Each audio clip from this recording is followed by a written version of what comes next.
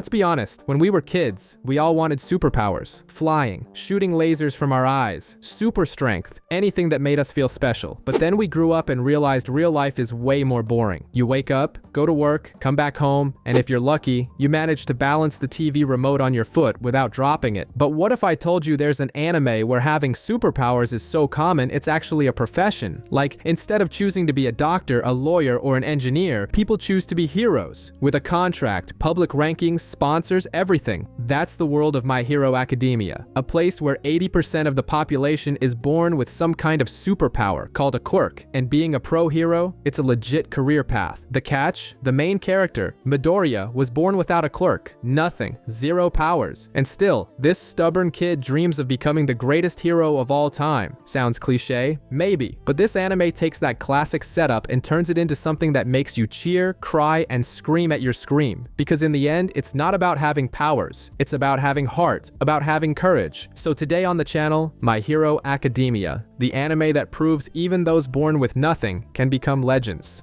I see now, Midoriya.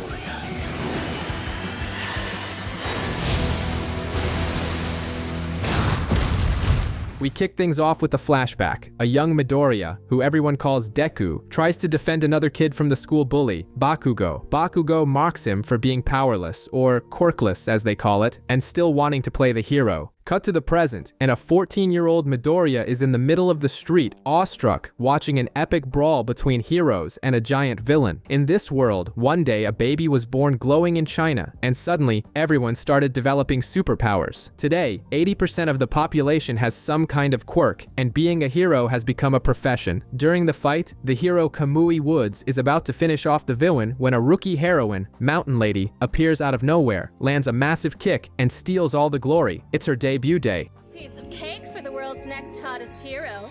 Hi there, everyone. I'm Mount Lady. And you don't have to worry about this bum anymore. And she's already making a huge splash. Midoriya, being the total nerd he is, jots down everything about her power in his notebook. At school, the teacher talks about the future, and everyone wants to be a hero, except for Bakugo. He doesn't just want to be a hero, he wants to be the best, even surpassing the legendary All Might. Then the teacher reveals a shocker. Midoriya, the only quirkless kid in the class, also wants to get into UA, the top hero school in the country. The entire class erupts in laughter. Bakugo gets pissed, blows up Midoriya's desk, and tells him straight, without a power, he's a nobody. After class, he burns Midoriya's notebook and throws it out the window with some seriously dark advice. If he wants a quirk so badly, he should take a swan dive off the roof and pray he's born with one in his next life. On his way home, Midoriya is attacked by a disgusting sludge villain. Just when all seems lost, he appears. All Might, the Superman of this universe.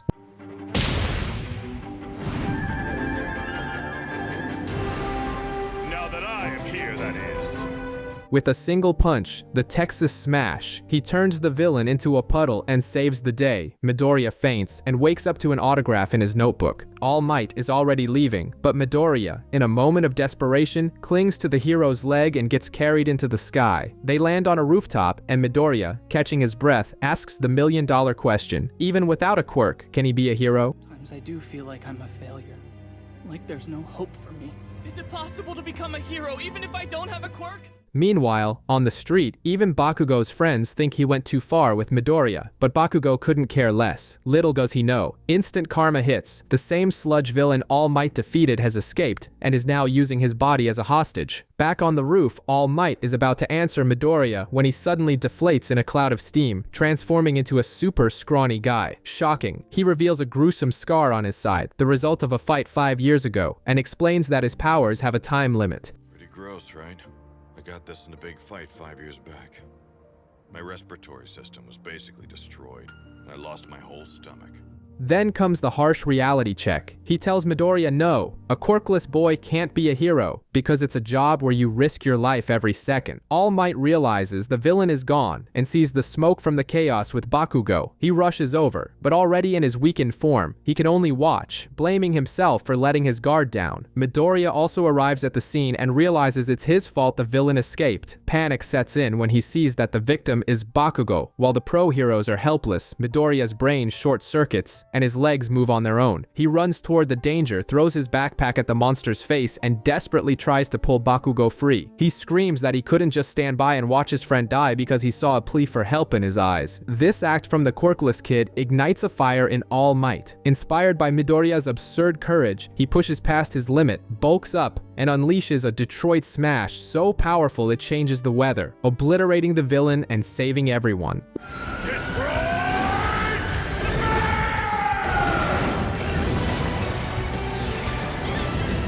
In the aftermath, the pros scold Midoriya for his recklessness and praise Bakugo for his endurance. Makes zero sense. Later, an embarrassed Bakugo tells Midoriya he didn't ask to be saved, but the most important moment comes after All Might finds Midoriya and says he was wrong. The greatest heroes act on instinct, and that's exactly what Midoriya did. With tears in his eyes, All Might declares, "You can become a hero." Midoriya weeps with joy, hearing the words he's waited his whole life for.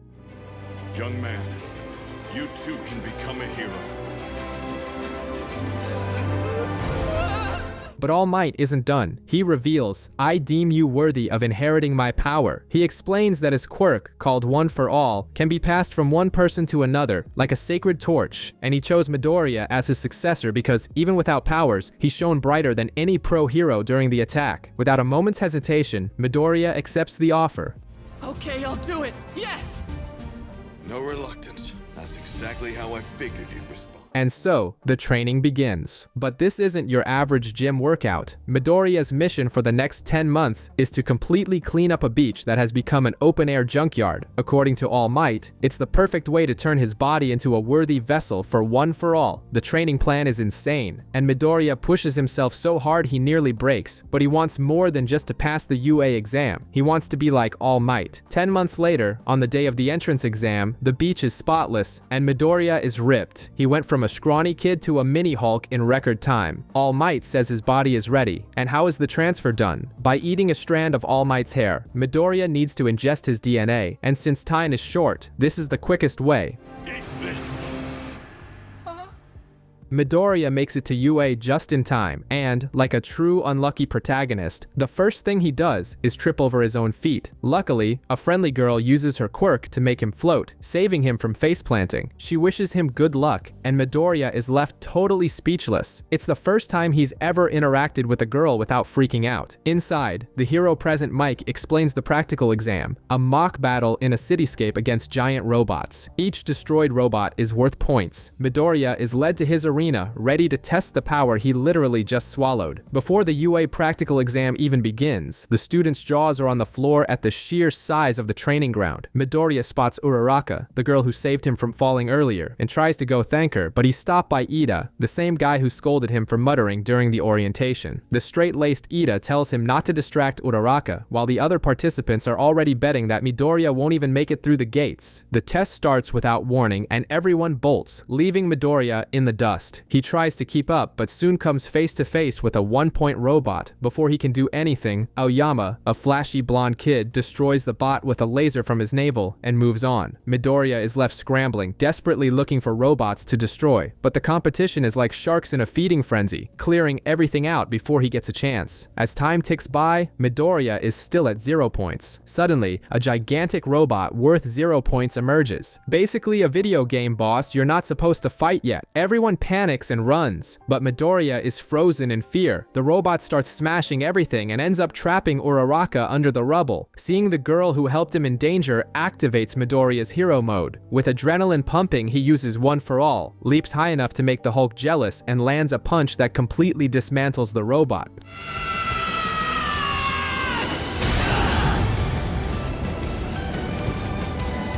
But using this power for the first time comes at a price. Midoriya shatters his arm and both his legs. He starts plummeting to the ground, but Uraraka uses her quirk to save him before he can be splattered on the pavement. The test ends, and Midoriya passes out. A week later, he receives his results via a hologram from All Might, who announces that he's now a teacher at UA. All Might explains that although he scored 0 combat points, the exam had a hidden twist, rescue points, and for his heroic act, Midoriya earned 60 points. points, securing his spot with ease. After the test, the judges review the scores. They note that Bakugo had the highest score, but not a single rescue point. Midoriya was the exact opposite. All Might finds the boy and congratulates him, explaining that he needs to get used to one for all, using the analogy of an egg in a microwave. If you overdo it, it explodes. April arrives, and it's the first day of school. Midoriya's mother sees him off, bursting with pride. He gets to class 1A hoping not to run into Bakugo and Ida, but his wishes are ignored. The two are already there, bickering first thing in the morning. Ida introduces himself formally, and Uraraka shows up to thank Midoriya again. Bakugo sees this and confronts Midoriya, accusing him of cheating, but for the first time, Midoriya doesn't back down and stands up to him. The argument is cut short by Aizawa, the class homeroom teacher, who has the energy of a Monday morning. He wastes no time, hands out gym uniforms, and takes everyone out for a Quirk apprehension test. To make matters worse, he reveals that the student who places last will be deemed hopeless and expelled on the spot. The class is in shock. Aizawa uses Bakugo as an example for the ball throw. With his explosion, he launches the ball over 700 meters. The test begins, and everyone uses their quirks to get ahead, while Midoriya lags behind, since he can only use his power at 100% or not at all. It's his turn for the ball throw, his last chance. He tries to use his power but fails. Aizawa reveals he erased his quirk. He is the hero Eraserhead. I erased your quirk. The judges for this exam were not rational enough. And he states that a power that incapacitates its user is a liability. With one last chance, Midoriya has a stroke of genius. He focuses all the power into the tip of his finger. The result is an incredible throw that leaves not only his classmates,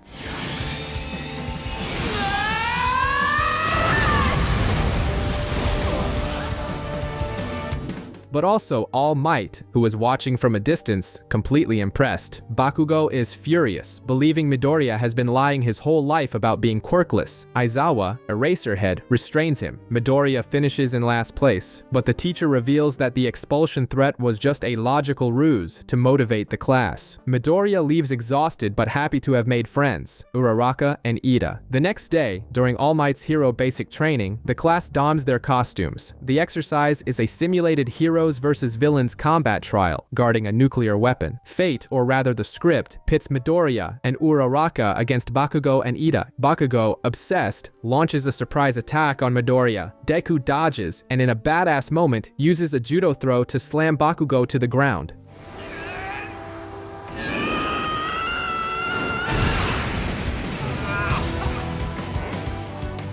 Meanwhile, Uraraka finds the weapon, but Ida is so focused on being a theatrical villain that he distracts her. Bakugo corners Deku and reveals his gauntlet, a support item that stores his sweat to create a massive explosion. Ignoring All Might's warnings, he fires, blowing a hole through the building. Forced into close quarters combat, Bakugo is superior and pins Deku to the ground. With no other option, Deku channels One for All to deliver a punch not at his rival, but upward, a Detroit smash.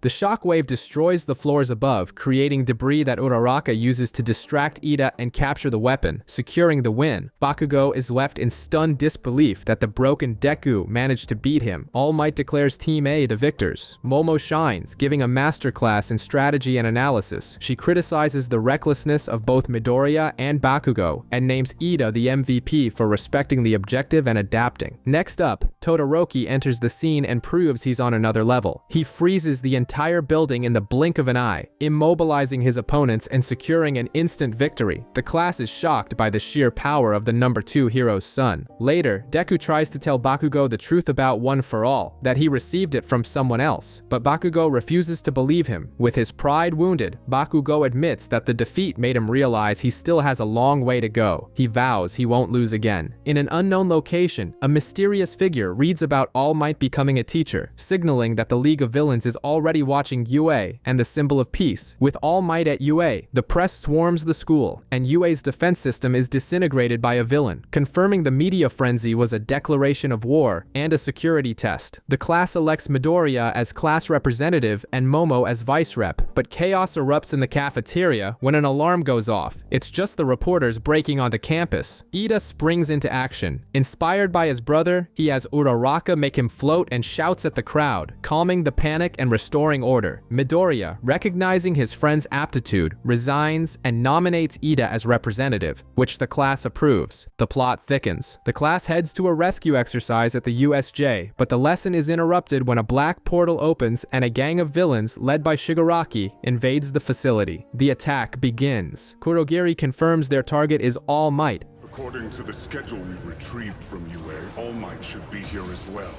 And the symbol of peace's absence irritates them. Eraserhead takes charge and tells 13 to evacuate the students. Despite being outnumbered, Aizawa leaps into the fray, effortlessly canceling the quirks of dozens of villains. The villain Kurogiri, a purple mist, blocks the exit and introduces himself as a member of the League of Villains. Their plan is explicit: to kill All Might. He uses his warp gate to scatter the 1A students across the USJ's different simulation zones. In the shipwreck zone, Midoriya, Tsuyu, and Mineta team up. Deku uses his brain instead of his brawn. Rather than attacking directly, he unleashes a Delaware smash into the water, creating a whirlpool that, combined with Mineta's sticky spheres, traps all the villains in the area, proving he can fight intelligently without breaking himself. Todoroki freezes a horde of villains and shows his cold, calculating side by interrogating the grunts to learn Shigaraki's plan. In other zones, students, like Denki, Jiro, and Momo, use clever strategies to win, but things get ugly in the central plaza. Shigaraki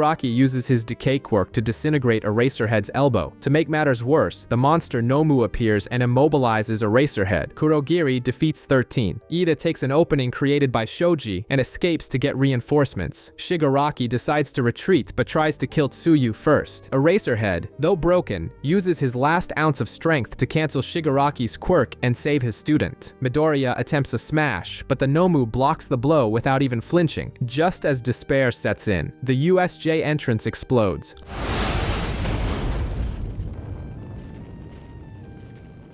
All Might arrives. Badass moment. With an expression of pure rage, he says the line everyone had been waiting for. Have no fear, students. I am here. All Might bursts into the USJ, rescues Eraserhead, and takes down dozens of villains in the blink of an eye. Shigaraki reveals the plan. The monster, Nomu, has shock absorption, making it tailor-made to kill All Might. The battle begins. The Nomu gets the upper hand and grabs All Might by his weak spot. Bakugo, with a strategic explosion, Todoroki, freezing the monster, and Kirishima arrive to turn the tide. They save All Might, who goes all out against the Nomu, determined to end it. Even as his power wanes and steam pours off his body, All Might goes beyond 100%. The exchange of blows is insane, and the shockwaves tear the USJ apart. With one last devastating smash, All Might launches the Nomu out of the dome, screaming, Go beyond! Plus!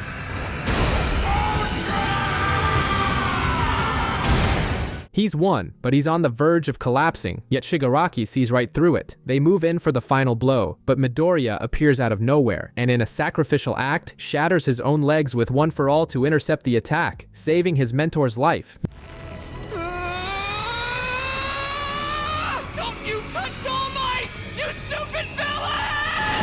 The cavalry arrives, and Shigaraki and Kurogiri make a hasty retreat. In their hideout, Shigaraki complains to a mysterious voice on a monitor, who scolds him and tells him to recruit stronger villains. Nomura Shigaraki, next time you will show the world that it should be afraid of you.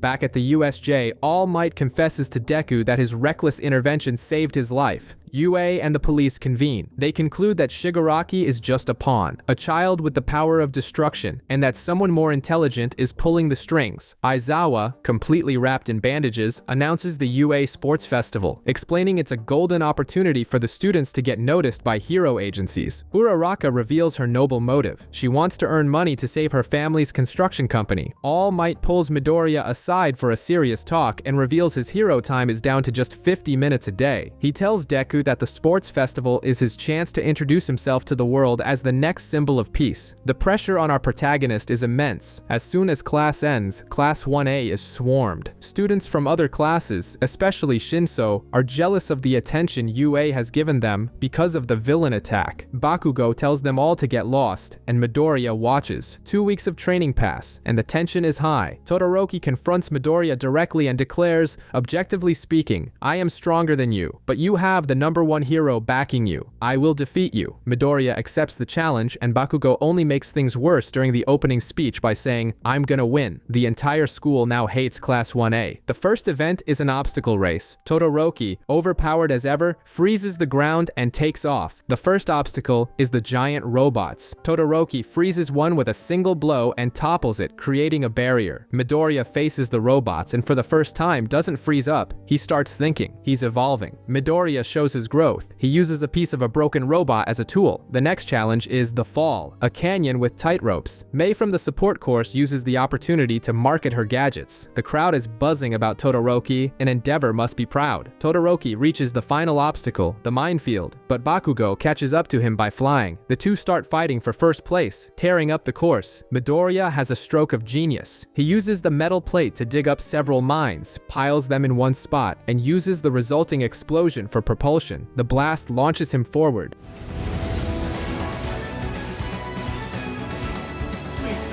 He bounces off his rivals' backs, sets off more mines, and soars straight to the finish line, securing first place. Midnight reveals the scoring. Midoriya's headband is now worth 10 million points. He's become the #1 target in the competition. Midoriya tries to form a team, but no one wants the pressure of the 10 million points. Uraraka joins him out of friendship. Ida declines, as he now sees Midoriya as a rival, and joins Todoroki's team to study his enemy. Mei joins Midoriya's team solely to use the kid as a walking billboard for her gadgets. To round out the team, Tokoyami and his shadow Quirk, Dark Shadow, join in. As expected, everyone goes after Midoriya. His team escapes using one of Mei's jetpacks. Bakugo attacks, but Dark Shadow defends. Monoma from Class 1B taunts Bakugo, steals his headband, and reveals that 1B took it easy in the first round just to scout 1A's powers. Todoroki's team corners Midoriya, and Todoroki declares the hunt for the 10 million points is on. Todoroki's team acts with superb strategy. They use Denki's lightning to paralyze and Todoroki's ice to steal. Time is running out. Ida makes the decisive play. He activates his personal Nitro, Recipro Burst, reaching an absurd speed and acting as a catapult for Todoroki to snatch the 10 million point headband from Midoriya. Desperate, Midoriya decides to use One for All. The pressure is so intense that Todoroki reacts on instinct and defends himself with his left side, his firepower. He used the power he swore he never would. Bakugo doesn't give up, blasting through Monoma's team's defense and stealing their headbands. At the last second, Midoriya uses One for All, shatters Todoroki's ice, and grabs a headband, but it's only worth 70 points. Team Todoroki finishes first, and Team Midoriya qualifies in fourth, thanks to Dark Shadow snatching another headband in the confusion. But things didn't go as planned. Still, I got one. Midoriya cries with relief, while Todoroki is shaken for having used his fire. The final scene is tense. Todoroki calls Midoriya for a private talk. Are you really All Might's secret love child or something? Midoriya denies it, but Todoroki knows something's up. So Todoroki opens up and reveals the truth. He's the product of a Quirk marriage arranged by his father, Endeavor, who created him solely as a tool to surpass All Might. Todoroki reveals that his traumatized mother threw boiling water on his face and called him unbearable. That's why he refuses to use his fire. He wants to win the festival using only his ice, his mother's power, to rub the victory in his father's face. With the final round brackets, 1v1 fights drawn, Midoriya's first match begins against Shinso. Shinso taunts Midoriya. Deku responds and his brain turns to jelly. Shinso has activated his brainwashing quirk, and Midoriya is now under his enemy's control. The first match of the finals begins with Midoriya completely frozen by Shinso's power. Shinso's quirk is brainwashing. Anyone who answers him becomes his puppet. Eraserhead points out a flaw in UA's system. Shinso has an incredible mental quirk but didn't get into the hero course because it's not destructive. Shinso orders Midoriya to walk out of the arena. Just as Midoriya is about to lose, he has a vision of 8 mysterious silhouettes. What is that? One for All explodes in his fingers, breaking his hand again, and shatters the mind control. The fight restarts. Midoriya, now keeping his mouth shut, uses a judo throw to fling Shinso out of the arena, winning the match. Later, Todoroki is confronted by his father, Endeavor, but reaffirms he will win without his fire. His fight is against Hanta. Todoroki loses his cool and, taking his anger out on his opponent, creates a gigantic mountain of ice that freezes Hanta and a good chunk of the stadium. He wins, but it's a monumental overreaction. overreaction, putting his trauma and power on full display. In the next match, Denki is easily defeated by Ibara, the girl with vines from 1B, who immobilizes him and leaves him in a short-circuit mental state. Next, Ida is used as a walking billboard for Mei's gadgets, and she promptly walks out of the ring after her sales pitch. Momo is humiliated by Tokoyami and his Dark Shadow, getting pushed out of bounds in seconds. The swift defeat leaves her devastated. Then we have a duel of testosterone and hardening, Kirishima versus Tetsu, which ends in a draw.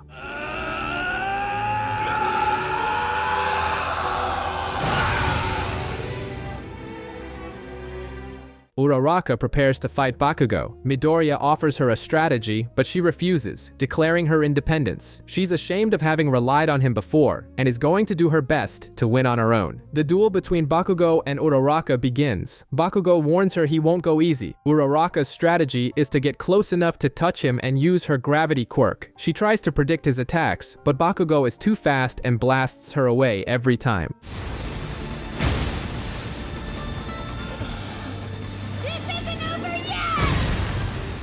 The crowd starts booing Bakugo, thinking he's being too cruel, but Eraserhead shuts them all down, explaining that Bakugo is only being so aggressive because he recognizes Uraraka's strength. Plot twist: Uraraka reveals her brilliant plan. She's been using his explosions to lift chunks of the arena floor the whole time. She unleashes a massive shower of debris, meteor shower, on Bakugo. At his peak, Bakugo unleashes a gigantic explosion that obliterates everything, winning the match. Later, Endeavor, Todoroki's father, corners Midoriya in the hallway, saying that Deku will be the perfect training dummy for his son. The rivalry drama only intensifies. It's time for the most anticipated fight, Midoriya versus Todoroki. As soon as the match starts, Todoroki launches a massive ice attack, but Midoriya counters with a Delaware smash.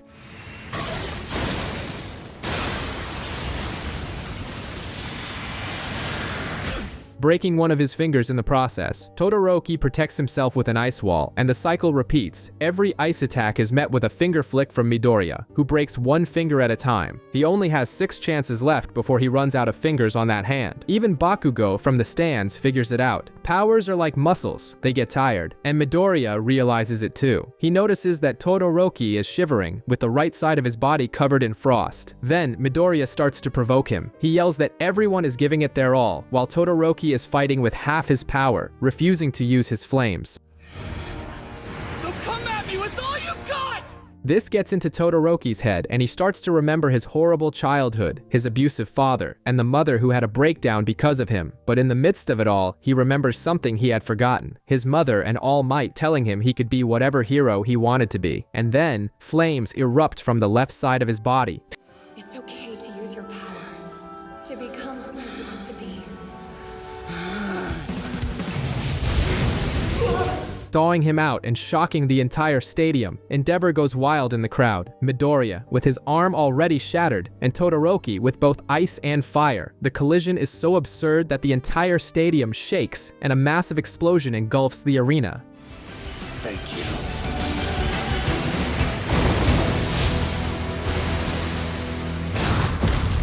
The smoke clears, and Midoriya is knocked out outside the ring. Todoroki wins the battle. After that apocalyptic fight, the mood is tense. Todoroki finds his father in the hallway and sets him straight. He only used his fire because he forgot about the old man for a second, and he's not going to become his lackey. Meanwhile, Midoriya is taken to the infirmary, and the news isn't good. His arm is destroyed and will require surgery. To cheer the boy up, All Might reveals a secret. He was also born quirkless, just like Midoriya. The tournament continues. Ida beats Ibara quickly, pushing her out of the ring. Tokoyami does the same to Mina using Dark Shadow. The next fight is Bakugo versus Kirishima, a battle of attrition. Kirishima endures the explosions with his hardened body, but Bakugo realizes that with every hit, his defense weakens. And blast after blast, Bakugo finally knocks Kirishima out. The semi-finals begin with Todoroki against Ida. Ida uses his super speed, Recipro Burst, to attack, but Todoroki is clever. Mid-attack, he manages to freeze the engines in Ida's legs, completely immobilizing him. Todoroki advances. In the middle of all this, Ida gets a call from his mother. The news is terrible. His brother, the hero Ingenium, has been gravely injured by a villain. And who is this villain? None other than the hero killer, Stain. Back in the arena, it's Bakugo's turn against Tokoyami. Bakugo uses his head. He realizes that dark shadow grows weaker in the light, so he unleashes an explosion that lights up everything. Like a stun grenade, dark shadow immediately recoils, and Tokoyami, without his main weapon, surrenders. With that, the final is set. Todoroki versus Bakugo. Meanwhile, the villain Stain, on a rooftop, receives a visit from Kurogiri, the purple mist guy, with a mysterious proposal. Todoroki is in crisis, torn between his family trauma and Midoriya's encouragement. Bakugo barges into the waiting room, realizes his timing is terrible, but stays to intimidate his rival. He kicks the table and yells at Todoroki to use his damn fire, because he wants everyone to know he'd beat Todoroki at his absolute best. The final battle begins. Bakugo uses his explosions to tunnel through the ice and surprise Todoroki, who is visibly holding back. Bakugo taunts him, screaming if he isn't worthy of his flames. Suddenly, Midoriya yells from the stands, "Don't give up!" This ignites something in Todoroki, who finally activates his flames. Bakugo is thrilled and prepares his ultimate move, the Howitzer Impact.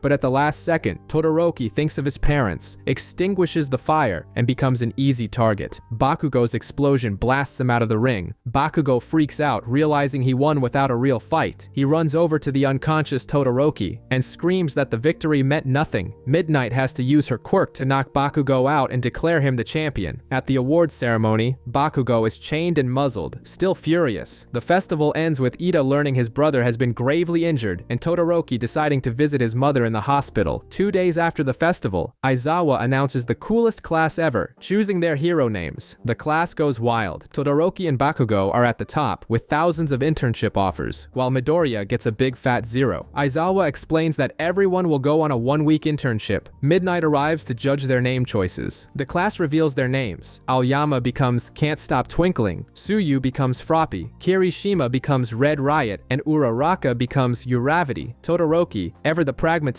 simply chooses Todoroki. Bakugo tries to go with King Explosion Murder and is immediately rejected. Midoriya chooses Deku. He explains that thanks to Uraraka, the nickname he once hated now means "you can do it." Cementos reveals that an internship offer has just come in for Midoriya. All Might turns pale with fear when he sees the hero's name, Gran Torino. When it's time to choose internships, Ida picks an agency in Hosu, the same city where his brother was attacked by the hero killer, revealing a vengeful gaze and a heavy atmosphere. Midoriya's internship starts off bizarrely. Gran Torino is senile, pretends to be dead, and keeps forgetting Midoriya's name. Suddenly, the old man gets serious and challenges him. He uses his quirk to ricochet like a pinball, beating the tar out of Midoriya. The lesson is harsh. Midoriya's blind admiration for All Might and his stiff movements are holding back his progress. Meanwhile, in Hosu, Ida is on patrol, hunting for the hero killer, Stain. Stain meets with Shigaraki but scoffs at the villain's childish motivations. The goals of your league are those of a child. What meaning is there to killing if you don't have real convictions? Back in training, Midoriya realizes that One for All needs to be an extension of his body. At the other internships, Bakugo is being corrected by Best Jeanist, and Todoroki is on patrol with Endeavor. The Epiphany. Gran Torino tells Midoriya to heat up some taiyaki. Midoriya burns the food because it didn't rotate properly. In that moment, it clicks. Midoriya realizes he's the taiyaki. He needs the energy of One for All to rotate and flow evenly throughout his entire body, not just concentrated in one spot. Midoriya levels up. He activates his new technique, One for All, Full Cowl, where the power flows constantly, making him stronger and faster. I need One for All's power surging through all of me, continuously! The 5% that I can use!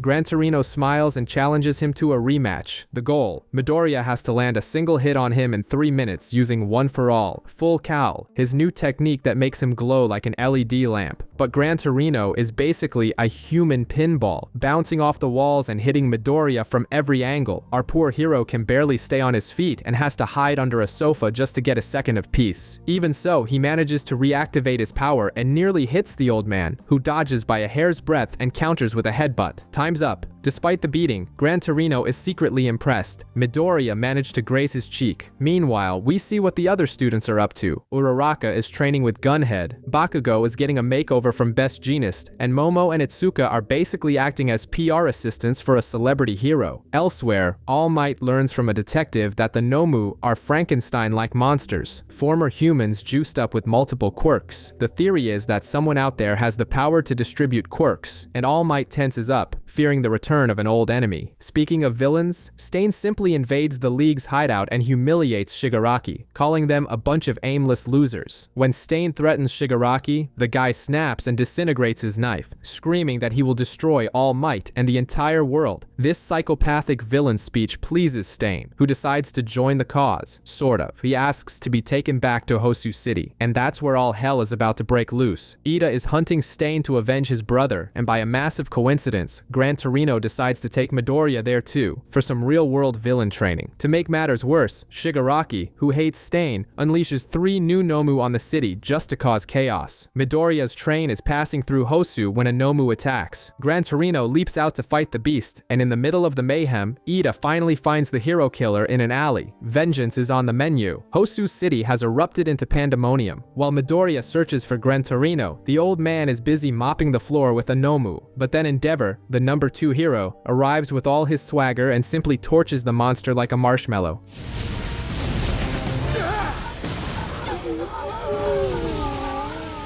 I was looking for the elusive hero killer.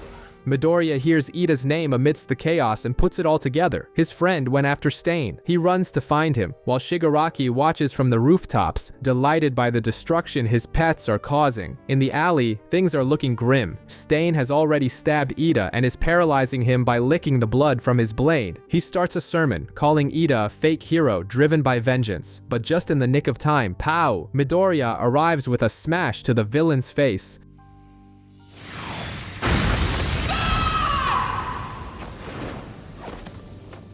Saving his friend at the last second. Midoriya realizes he can't carry both Ida and the other wounded hero, so he decides to stay and fight. Stain, impressed by the kid's courage, recognizes All Might's words in him. Meddling when you don't need to is the essence of being a hero. The fight begins. Midoriya uses full cowl and moves like lightning, but Stain is experienced. He manages to get a scratch, licks the blood, and just like that, Midoriya is paralyzed too. When all seems lost, a blast of fire cuts through the alley. It's Todoroki. He received Midoriya's location data and came to help. Now it's Todoroki versus Stain. The fight is intense, with ice and fire flying everywhere. Stain manages to cut Todoroki's cheek and nearly licks the blood, but is repelled. In the middle of the fight, Midoriya's paralysis wears off. They discover that the duration of Stain's quirk varies by blood type. Todoroki's flashback reveals he made peace with his past after visiting his mother, and he now understands the danger of the hatred consuming Ida. Inspired, he fights with everything he's got. Stain, however, is a tough nut to crack and manages to immobilize Midoriya again. Seeing his friends risk their lives for him, Ida snaps out of his self-pity. He remembers his brother, activates Reciprocal Burst, and with a powerful kick, shatters Stain's katana. He apologizes to his friends, admitting he's not a hero yet, but swears to honor the name Ingenium. The tide turns as they begin to work as a team. Ida uses Reciprocal Extend, and together with Midoriya, they land a coordinated blow that knocks out the hero killer. Just as the pro heroes arrive, a winged Nomu swoops down and kidnaps Midoriya. Stain, though broken, licks the Nomu's blood to paralyze it, saves Midoriya, and finishes the monster with a knife to the brain. The villain saved the hero. Standing tall, covered in blood, Stain unleashes a terrifying speech about the need to purge fake heroes. His aura is so malevolent that it paralyzes everyone around him. Stain's body finally gives out and he collapses, but his conviction has proven to be unshakable. At the hospital, Midoriya, Todoroki, and Ida are recovering. The Hosu chief of police, Kenji, the one with the dog head, informs them they will be punished for using their quirks without a license. Todoroki is outraged, but Gran Torino holds him back. The bureaucratic twist, Chief Kenji says that to avoid a scandal, the case will be covered up. No punishment, but no credit for the victory either. All the glory Midori will go to Endeavor. The trio reluctantly agrees. News of Stain's capture spreads, and he becomes a legend. Shigaraki throws a tantrum at the hideout, furious that the hero killer stole the spotlight and the Nomu were forgotten. At the hospital, Ida reveals that his hand is severely damaged. He decides not to heal it, using the injury as a reminder of his foolishness. Gran Torino calls All Might and warns him Stain's ideology is dangerous, and he reveals his greatest suspicion. His old nemesis, All for One, may have returned. Todoroki is discharged and announces he'll use what he learned to teach Endeavor a lesson. Bakugo, at his internship, remains stubborn, and Best Jeanist sees that the boy's pride will be a problem. The focus shifts to Tsuyu's internship with the sea rescue hero, Selkie. Her routine is just cleaning, until a real mission comes up. Smugglers at sea. Selkie falls into a trap, and the responsibility of the rescue falls to Tsuyu and his sidekick, Sirius. The villain leader, Innsmouth, captures Sirius and threatens to crush her. Tsuyu has her hero moment. She ignores the threat and, inspired by a talk about being honest, reveals their location. She dodges his attacks but gets caught. Selkie comes crashing in and, though blinded, uses his echolocation, like sonar, to knock out the villain. Tsuyu understands the essence of being a true hero. The internship ends and Midoriya says goodbye to Gran Torino. The old master tells him to settle for 5% of his power for now and that All Might will explain the rest. In a masterful move, he asks for Midoriya's name and Midoriya gets the message responding, Deku.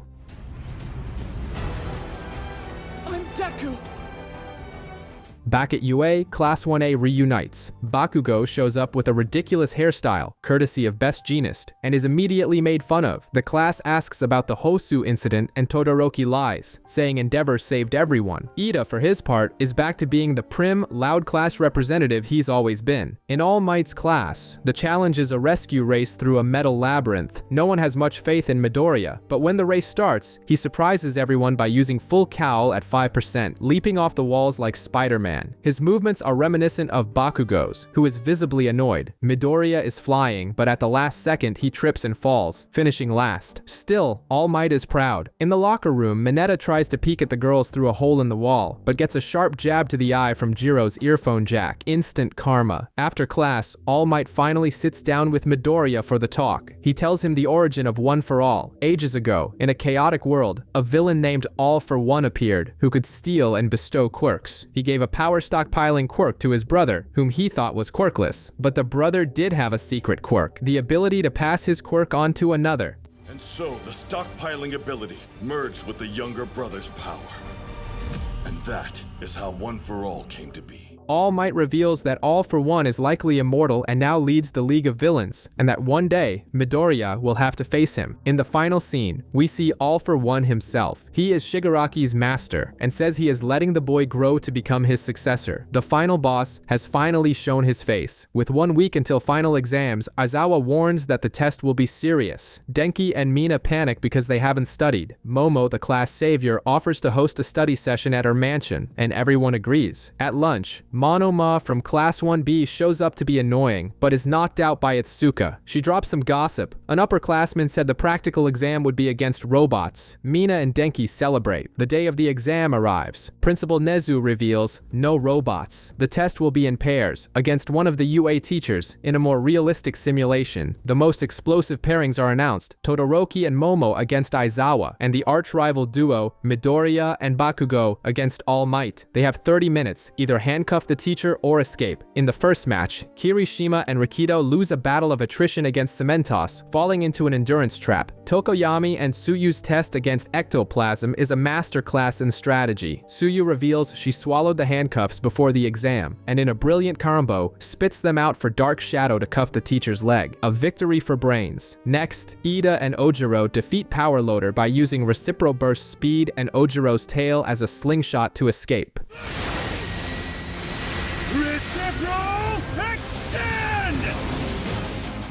Momo's comeback. In the fight against Aizawa, Todoroki's arrogant plan fails miserably. Momo, panicking, realizes she can't depend on others. Todoroki encourages her, saying he trusts her. Momo regains her confidence, takes the lead, and creates flash grenades to blind Aizawa, followed by a special capture weapon. They use Todoroki's fire to shrink the metal alloy and trap Aizawa. A spectacular victory for Momo. The last match pits Uraraka and Aoyama against 13. Aoyama unintentionally asks, "Do you have a crush crush on Midoriya? The question about Midoriya leaves Uraraka so flustered that she flies right at 13. The hero deactivates her black hole quirk to avoid hurting her. Uraraka uses her martial arts skills to immobilize and handcuff the teacher. A victory by way of secondhand embarrassment. Denki and Mina's fight against Principal Nezu is an intellectual massacre. Nezu topples buildings like dominoes, predicting their every move, and they lose by running out of time. Meanwhile, Koji overcomes his fear of bugs after seeing Jiro's ears bleeding,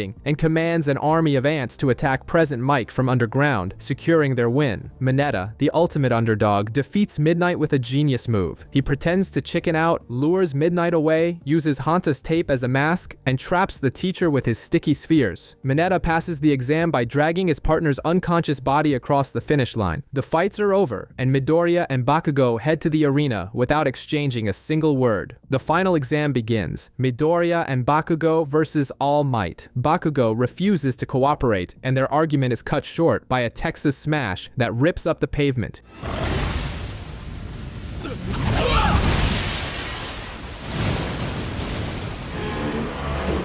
All Might is relentless, grabbing Bakugo's face and smashing him into the ground. The symbol of peace taunts him. Bakugo is angry because Midoriya is improving. Bakugo delivers the line of the century. If I'm so bad that I have to get help from a weakling like him, then I'd rather lose this. Midoriya has a flashback and, furious, punches Bakugo away, screaming at him to never say he'd rather lose. This finally makes Bakugo agree to fight as a team. They set a trap, using one of Bakugo's gauntlets for a massive explosion. Here's our chance! I'm sorry, All Might!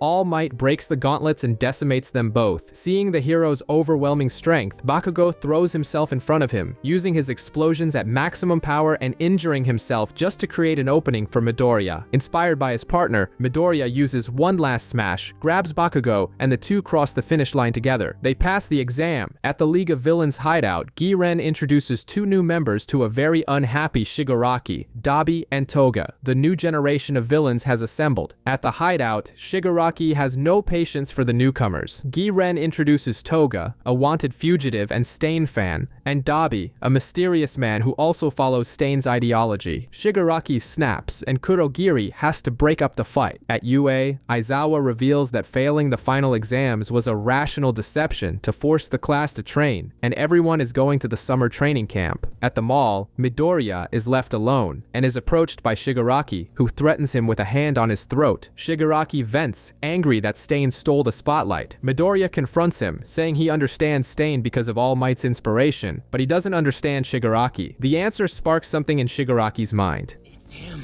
The problem is All Might. Yeah, that's it. That's the most rational explanation. He hates them both because of their connection to All Might. Shigaraki plays it cool, lets Midoriya go, and leaves with a new purpose, to create a world without All Might. All for One, from a distance, celebrates his pupil's growth. Shigaraki now has a clear purpose, to create a world without All Might's smile. At UA, Denki and Mineta plot to use the pool, but Midoriya invites the entire class for some endurance training. Despite the pervert's frustration, the class trains and Bakugo shows up, challenging Midoriya to a fight that turns into a swimming competition. The race becomes chaotic, but Midoriya wins his heat. The tension builds for the final, Midoriya versus Bakugo versus Todoroki, but Aizawa appears and kicks everyone out of the pool, leaving Bakugo furious. All Might tells Midoriya that the forest training camp is crucial, and the episode ends with Shigaraki making a mysterious phone call. A new game is about to begin. The first semester ends. Aizawa reveals that the summer vacation will be a training camp designed to push everyone to their limits. The class takes a bus and arrives at a mountain. They meet the wildcats, pro-heroes who greet them with a prank. The lodge is at the bottom of a cliff, and they have to fight their way through the forest of magical beasts to get there. Pixie Bob uses her quirk and throws them all off the cliff. The students battle earth monsters and arrive at the lodge late at night, exhausted. There, they meet Kulta, Mandalay's sullen nephew, who hates heroes and punches Midoriya. Mandalay explains that Kulta's parents were heroes who died in the line of duty. The episode ends with Bakugo taking the ball throw test again and showing very little improvement, proving it's time to upgrade their quirks. The training intensifies with the arrival of Class 1B. The focus is on pushing the limits of their quirks. The cat's tiger trains Midoriya in raw strength, easily dodging his smashes. At night, the class cooks their own curry. Midoriya notices Colta is missing and finds him in a cave. The boy opens up, revealing that his issue is with the entire quirk-based society. The attack. Atop a mountain, the League's Vanguard Action Squad prepares, led by Dabi. Wait, we're still expecting 3 more people to join our little party. He announces that the attack will be carried out by an elite group. On the 3rd day, during a nighttime test of courage, the smell of something burning and a toxic smoke fill the forest. Dabi's blue flames set the mountain ablaze. The attack has begun, and all Midoriya can think about is Kota, alone in his secret hideout. Colta sees the mountain in flames. Mandalay sends a telepathic message. The base is under attack. Aizawa rushes outside, and Dabi attacks him. Spinner stops Magna from killing Pixie Bob, saying they must follow Stain's ideals. Colta is confronted by a masked villain he recognizes, Muscular, the man who killed his parents. Midoriya arrives and saves him. Midoriya's 5% smash doesn't even faze Muscular, who reveals the League's true target, Bakugo. The fight is brutal. Midoriya takes a heavy beating, but Colta distracts the villain by throwing a rock. Midoriya unleashes One for All at 100%, shattering his own arms. Wait, there's something different about him. Muscular absorbs the blow and gets back up. Midoriya, exhausted, decides to make one last stand. Seeing the villain advance, Midoriya, inspired by the boy's courage, pushes beyond all his limits.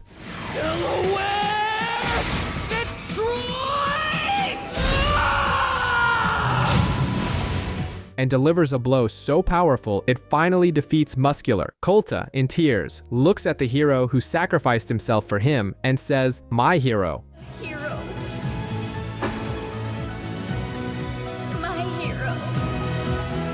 At the League of Villains hideout, Shigaraki is chilling, super confident that his Vanguard Action Squad will handle things. To him, even if they don't win, just showing up will be enough to strike terror into hero society. Meanwhile, Midoriya is in pieces after defeating Muscular. Even though he's completely broken, he knows the fight isn't over, especially since he figured out the villains are after specific students. With no time to rest, he asks Colta for help putting out the forest fire and takes off running with the boy on his back, using One for All in his legs. Elsewhere, Professor Aizawa is going toe-to-toe with Dabi. He manages to erase the villain's quirk and immobilizes him with his capture weapon, but a distraction allows Dabi to escape. There's just one catch. Dabi melts into a puddle of goo, mocking Aizawa. It was just a clone. The real Dabi is busy keeping the forest ablaze. Midoriya, despite being battered, finds Aizawa and hands Colta over to him. The mission has changed. He has to tell Mandalay that Bakugo is a target and that the professor has given the students permission to use their quirks for self-defense. Things just got serious. The message gets through, and Bakugo, along with Todoroki, is facing off against Moonfish, a bizarre villain who attacks with his own teeth. At the same time, Tetsu and Itsuka are caught in a poisonous fog and find the one responsible, a guy named Mustard, who's using a gun. After a tense fight, Tetsu manages to knock the villain out with a single punch, and the gas dissipates. The night of terror continues. Midoriya rushes to find Bakugo but runs into an even bigger problem. Tokoyami's dark shadow is completely out of control, looking like the Hulk of Darkness, after Shoji had one of his arms severed. Shoji explains that it all started when he was injured, and Tokoyami's rage caused his quirk to go berserk. Now, Midoriya has to choose between saving Tokoyami and going after Bakugo, but our hero refuses to choose and comes up with a plan. Use the monster to their advantage. They lure Dark Shadow through the forest, using it as a weapon of mass destruction, and lead it straight to Moonfish, who is still fighting Bakugo and Todoroki. The result is brutal. Dark Shadow crushes the villain with zero effort. You don't matter, insignificant bug! Immediately after, Bakugo and Todoroki use their flames and ice to create light, which finally calms the beast and brings Tokoyami back to normal. Meanwhile, Uraraka and Tsuyu are dealing with Toga, a villain who seems to be straight out of a yandere anime and is desperate to get their blood. Uraraka even uses her martial arts moves, but Toga distracts her with a weird chat about crushes and manages to stick her with a needle. Luckily, Midoriya's group arrives in the nick of time, and Toga, outnumbered, bails. Now all together they prepare to escort escort Bakugo back to the camp, but when they turn around, where are Bakugo and Tokoyami? They're gone. Out of nowhere, a man in a top hat and mask, Mr. Compress, appears and reveals he has turned them into small marbles. A frantic chase begins, but Mr. Compress is too fast. That's when Midoriya has another crazy idea. Using Uraraka and Tsuyu's quirks, he, Todoroki, and Shoji are literally launched into the air. They fly through the forest and land right on top of Mr. Compress, right in the middle of the villain's meeting point. What an entrance! Whoa, what's this? Oh, hey, wait, I know these kids. Midoriya's crew managed to catch Mr. Compress, but they landed right in the hornet's nest, with Dabi, Toga, and Twice ready for a fight. The battle is chaotic. Shoji thinks he saved the day by grabbing the marbles from Mr. Compress's pocket, but the villain just chuckles. It was a magic trick. The real marbles with Bakugo and Tokoyami were in his mouth the whole time. When all seems lost, a naval laser shoots out from the bushes and hits Mr. Compress's mask dead on. It's Aoyama, who was hiding in fear but found his courage at the right moment. The impact makes the villains spit out the marbles. In the ensuing chaos, Shoji manages to grab one, but Dabi is faster and snatches the other right in front of Todoroki. Mr. Compress undoes his magic. Tokoyami is safe, but Dabi grabs Bakugo by the neck and drags him into Kurogiri's portal. Midoriya runs, desperate, but can only hear Bakugo yell at him to stay away. Midoriya's scream of frustration at his failure is heartbreaking.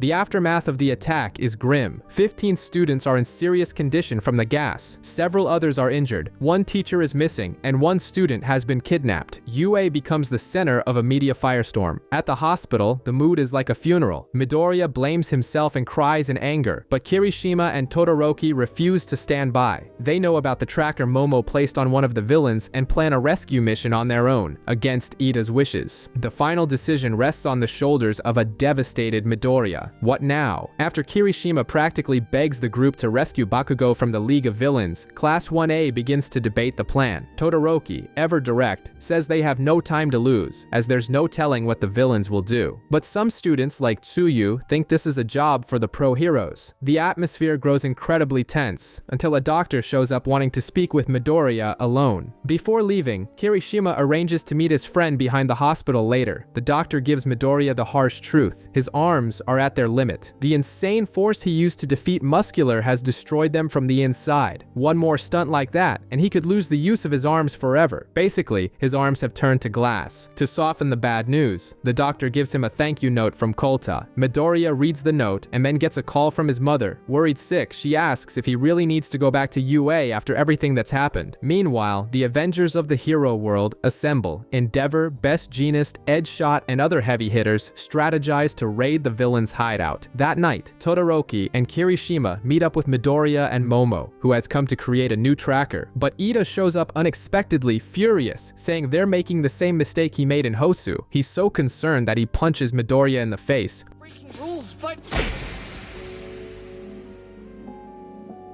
I'm frustrated too, and concerned, obviously. Pointing out that his injuries are just like his brother Tensei's, Todoroki explains that the plan is a stealth rescue, like Mission Impossible, with no direct confrontation. With that, Momo and Ida decide to go along as chaperones, to make sure no one starts a fight. Midoriya says that as long as Bakugo is within reach, he can't just stand by. On the bullet train to Kamino, they find out that almost the entire class tried to stop them. Once they arrive, they need disguises, and Momo improvises some very questionable outfits. Suddenly, they see a crowd watching a UA press conference where Nezu and Aizawa are being grilled by the media and the public. Meanwhile, at the hideout, Shigaraki watches the same broadcast. He wants to recruit Bakugo and orders his restraints to be removed, treating him as an equal. The second he's free, Bakugo doesn't hesitate. He blows the mask right off Shigaraki's face. With utter contempt, he says he's already seen through the villain's bull. He likes winning, yes, but in All Might's way, and that's never going to change. What a legend. I like to win. I want to win just like All Might. No matter what you have to offer me.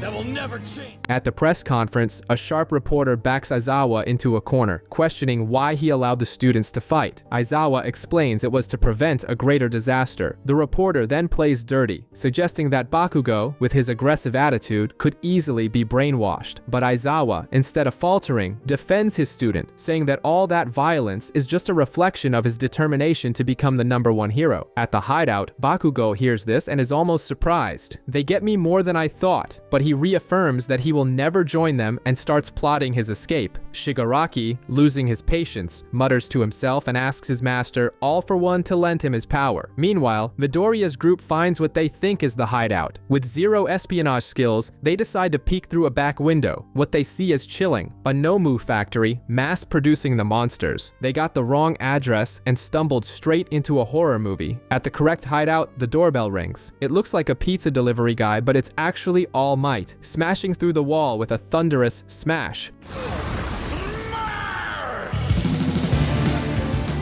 What the? Kurogiri! Gate! From there, it's a pro-hero showcase. Kamui Woods restrains everyone with his branches, Gran Torino knocks out Dabi with a kick, and Edgeshot closes in. The plan was perfect. Shigaraki tries to summon the Nomu from the factory, but it's too late. Team B, with Mountain Lady and Best Jeanist, has already neutralized them all. All Might declares victory, but the celebration is short-lived. Suddenly, black ooze portals begin to appear. Several Nomu emerge, and one of them swallows Bakugo. The perfect plan has gone down the drain. At the factory, Tiger finds Ragdoll, but she's in a state of shock, clearly altered. A shadowy figure appears and reveals he stole her quirk. Best Jeanist tries to attack but is repelled by a massive explosion. From the shadows emerges the final boss, All for One himself. Now then, shall we begin?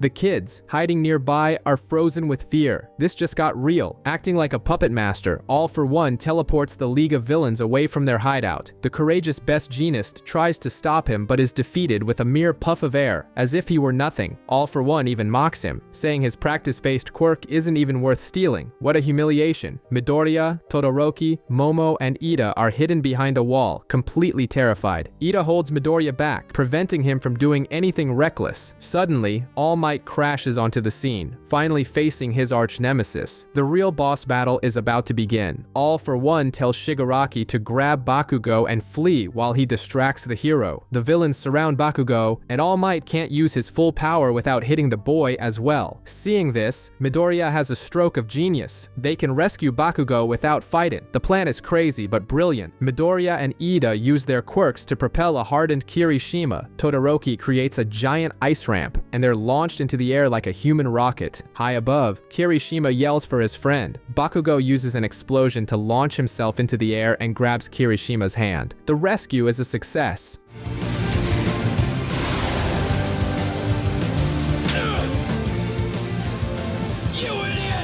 The villains try to pursue them, but Mountain Lady becomes a human wall and Gran Torino knocks out the rest. With Bakugo safe, All Might warns, I'm done holding back. In a dirty move, All for One uses Gran Torino as a human shield, but All Might manages to save him and lands a full-on Detroit smash.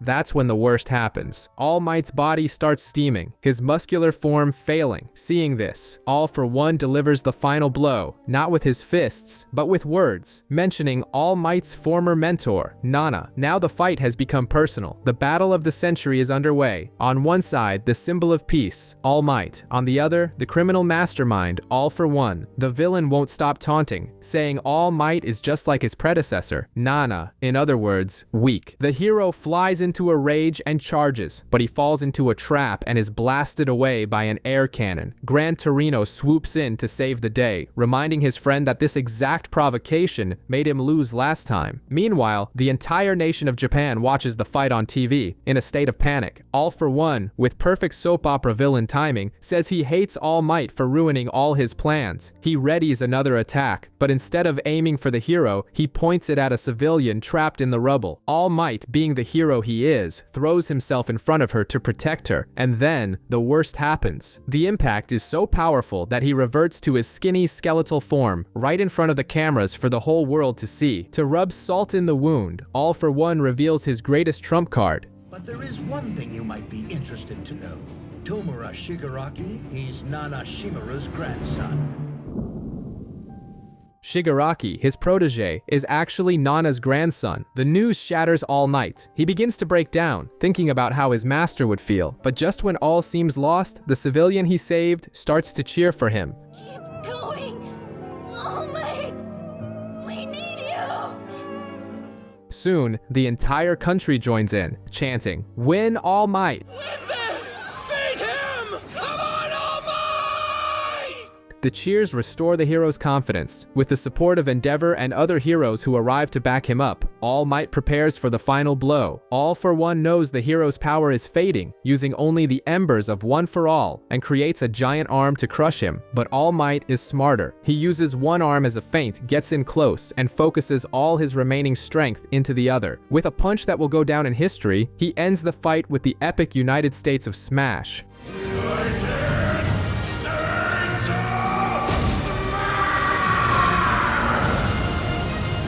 All Might raises his fist in victory and points to the camera, saying, "Now it's your turn." A message for the villains, but a direct signal to his successor, Midoriya.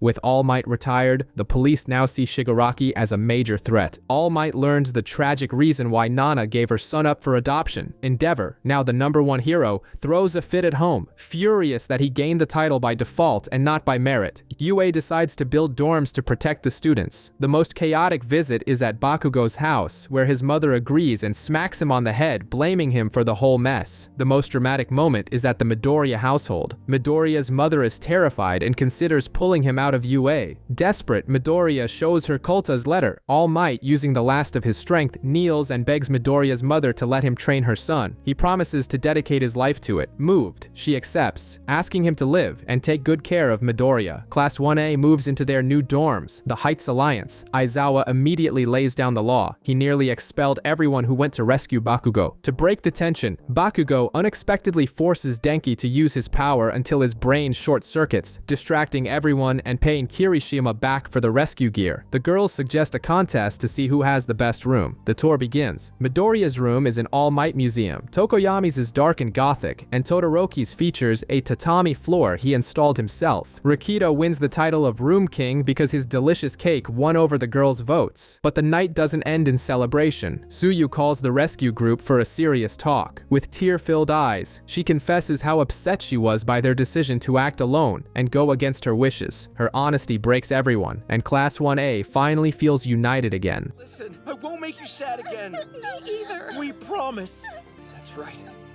Everyone wants things to go back to normal. Midoriya focuses on upgrading his fighting style, now centered on kicks. Mei, the wacky inventor, creates iron soles for his suit, giving rise to his shoot style. Bakugo chews out Midoriya for almost getting hurt, making All Might realize that he's the one who needs protection now. Class 1B shows up to taunt them, but Aizawa shuts them down. The focus shifts to the Provisional Hero License exam. The students won't fight each other, but older, more experienced students from other schools. Uraraka is distracted, and Mina reveals why. She's in love. Midoriya suggests the class stick together during the exam, but Bakugo and Todoroki decide to go solo. On the day of the exam, the examiner explains the first phase, a battle royale where only 100 of the 1,540 students will pass. The hero Miss Joke reveals the tradition. All the other schools team up to crush UA first, and just like that, the other students charge at Class 1A. UA is immediately crushed. The fight kicks off, and Class 1A defends itself. Yoshindo uses an earthquake that splits the ground and separates everyone. In another part of the arena, Yoarashi demonstrates absurd wind power, eliminating 120 people at once in a single attack, passing in first place and clearing the field. Midoriya is left alone and is surprised by Kemi from Shiketsu, who starts messing with his mind. In a moment of trauma, he throws himself to protect an Uraraka in danger. Plot twist: the imposter is Kenny, who reveals herself and attacks Midoriya Midoriya, naked. The real Hanta and Uraraka show up and send the imposter running. Todoroki, who decided to play the lone wolf, falls into a trap. A squad of ninja-like students from Seijin High School attacks him with tungsten weapons, a heat-resistant material that negates part of his power. They corner him, proving that his arrogance and solo strategy were a mistake. Todoroki is surrounded by about 10 guys from Seijin High who think he's arrogant for working alone. Todoroki responds with a fire attack, but the guys are smart and use their water quirks to nullify it. He tries using ice, but they shatter it by throwing heavy objects. Their plan is simple: neutralize both of Todoroki's elements. Using a steam screen, Todoroki manages to escape and realizes the area is a labyrinth full of traps. He creates a fake flame to lure his enemies and, as they approach, breaks a water tank over them. With a touch of fire, he creates an explosion that knocks them all out. Genius. After passing the test, he reflects that he needs to learn to use fire and ice simultaneously to be more agile. Meanwhile, Momo's team, with Tsuyu, Jiro, and Shoji, enters a building and falls into a trap set by Saiko and Telly. First, a sound blast injures Jiro's ears. Then, the windows are shattered so they can't see outside, and the exits are sealed. To make matters worse, cold air starts blowing through the vents, causing the amphibious Tsuyu to go into hibernation. Saiko planned everything to corner Momo and force her to use her quirk to exhaustion. Inspired by the courage she saw in Midoriya, Momo comes up with a risky plan. She creates headphones for everyone and a giant amplifier. Jiro plugs in her earphone jacks and unleashes a sonic wave that knocks out all the enemies except Saiko. When they get out, Saiko locks herself in with Momo for a final duel. Momo is weak, but manages to handcuff them together. Her friends return to help her, showing that Class 1A never leaves anyone behind. Impressed, Saiko admits defeat.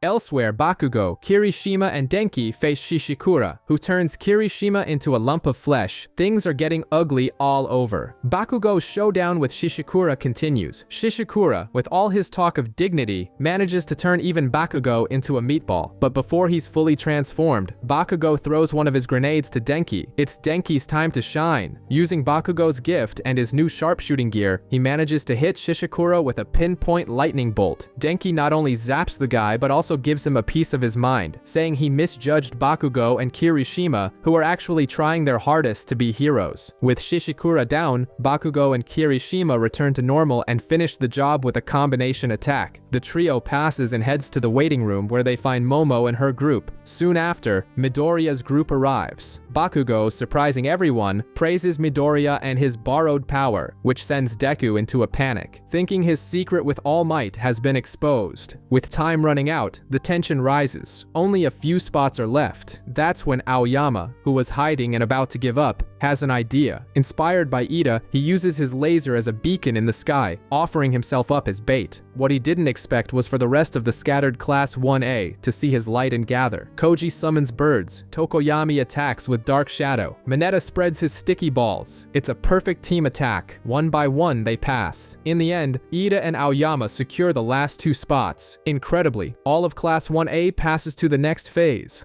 Our entire class passed the test! I'm so excited! Oh man, I am so proud of us! Ribbit.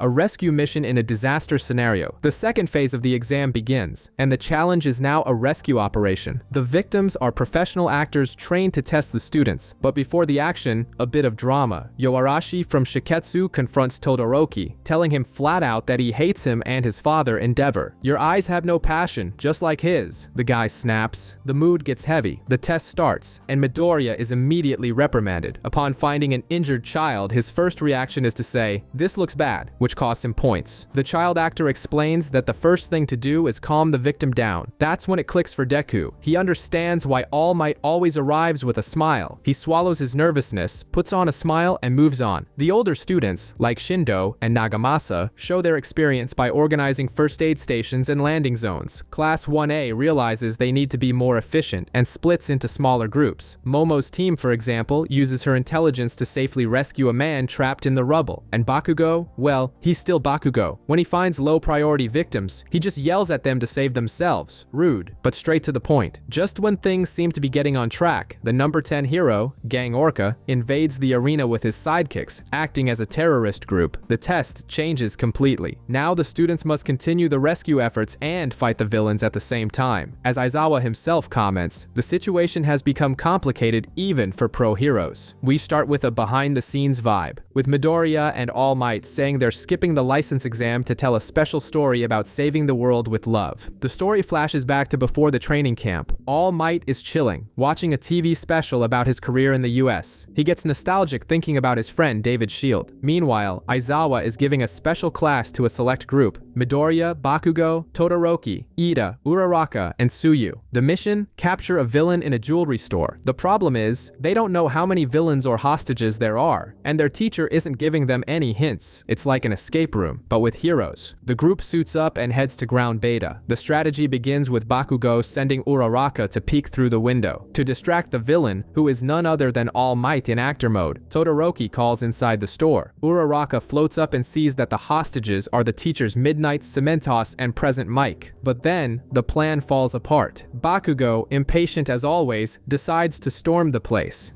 This is our chance!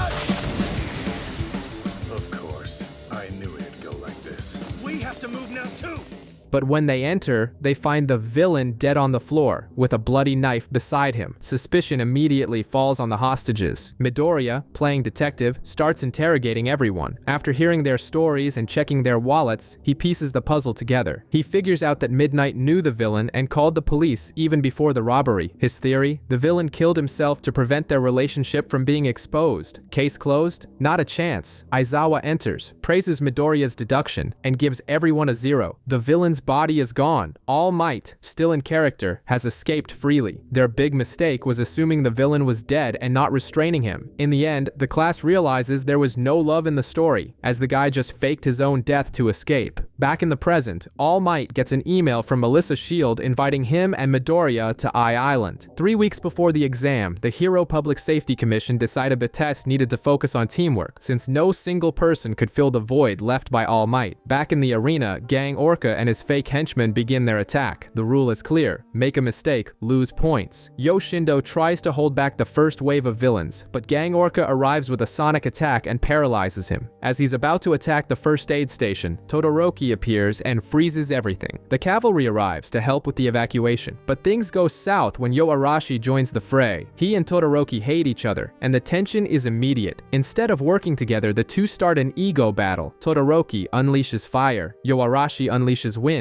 and their attacks cancel each other out, nearly hitting Yoshindo in the process. Midoriya arrives and scolds them both like, "What's wrong with you guys?" We learn the reason for the beef. Yoarashi was a fan of Endeavor, but was rudely dismissed by the hero as a child. Later, at the UA entrance exam, Todoroki did the same thing, treating him coldly. To Yoarashi, they both have the same hateful eyes. Todoroki finally remembers him and realizes he can't just ignore his past. Their lack of focus costs them dearly. Gang Orca takes advantage of their fight, gets close, and paralyzes both of them with his sonic attack. With the two strongest students out of commission, the henchmen advance. Yoshindo recovers and tries to hold them off, but it's not enough. At the last second, Todoroki and Yoarashi decide to put their rivalry aside. Todoroki unleashes his flames at full power, and Yoarashi combines his wind to create a fire tornado, trapping Gang Orca. With fire and wind, we'll trap you! The villain is impressed but warns them that a cool attack doesn't erase their stupidity. He uses water to cool himself down and breaks out of the tornado. Just as he's about to finish them off, Midoriya intervenes with a powerful kick, and then, time's up. The exam is over. Now they just have to wait for the results on the board. The results of the Provisional Hero License exam are posted, and it's a shock. Most of Class 1A passed, including Midoriya, who cries with joy upon receiving his license. But the two top students in the class, Bakugo and Todoroki, failed. Yoarashi also failed and, in a dramatic gesture, slams his head on the ground, apologizing to Todoroki for getting in his way. For those who failed, there's still hope. A 3-month remedial course. As the Shiketsu students leave, a bombshell is dropped. The student Kenny was actually Toga in disguise the whole time. She got what she wanted, a sample of Midoriya's blood. In a phone call, she celebrates the prize she's bringing back to Shigaraki. The scene cuts to All Might visiting All for One in the Tartarus prison. The villain taunts the hero, saying society is unstable without him and that chaos will reign. He confirms that he chose Shigaraki as his successor to destroy everything All Might represents. Do you know what I love most about this? Any rise in crime moving forward is due to you concealing your fading strength. That night, the tension is thick. While most students are getting ready for bed, Bakugo calls Midoriya outside for a talk. He leads Midoriya to Ground Beta, the same place as their first combat training exercise. Then comes the bombshell. Bakugo has put the pieces together. He realized that both All Might and All for One can pass their quirks to others. He connected Midoriya's reaction to All Might's final message during the Kamino incident and figured it all out. He knows Midoriya inherited the power and became All Might's successor. You're not trying to deny anything, which means I must be right. So say it. He said he wanted to talk about my quirk. Midoriya doesn't deny it. Seeing that All Might chose useless Deku over him, Bakugo, consumed by rivalry, issues a challenge. Let's fight. Midoriya tries to calm Bakugo down, saying they should face off in an official training session, but Bakugo isn't having it. He wants a real fight, with no teacher to hold them back, and lunges with an explosion. A camera drone snitches on the fight to Aizawa, who is ready to deliver an angry dab-level scolding, but All Might asks to handle it and takes control of the situation. Meanwhile, the fight heats up. Bakugo recalls their childhood and how Midoriya, no matter how many times he got beat down, always got back up and kept following him. That's when things boil over. Bakugo snaps, screaming that All Might's retirement is his fault. This revelation catches Midoriya completely off guard. He had no idea about the weight his friend was carrying. Seeing there's no way out, Midoriya understands he has to face Bakugo's feelings head on. He retaliates with a kick to the face and warns that he's going to test his new shoot style for real. The emotion of the fight is so intense that Midoriya's power limit increases from 5% to 8%. He yells that he always admired Bakugo, that he was his symbol of victory, and that he needed to chase after him to reach his level. The two trade fierce blows until Bakugo manages to turn the tables, pins Midoriya to the ground, and narrowly wins the fight. All Might appears and finally comes clean. He comforts Bakugo, telling him it wasn't his fault, and explains that he chose Midoriya because even without a power, he was more of a hero than anyone. So why him? He was powerless, but still more heroic than anyone else. Now in on the secret of One for All, Bakugo promises to keep it to himself. The two finally become true rivals. Of course, Aizawa doesn't let them off the hook and puts them both on house arrest, cleaning the dorms. To everyone's surprise, Bakugo even gives Midoriya some tips on how to improve his kicks. Even when you got faster, I was able to dodge them. And when you added in punches, it really pissed me off.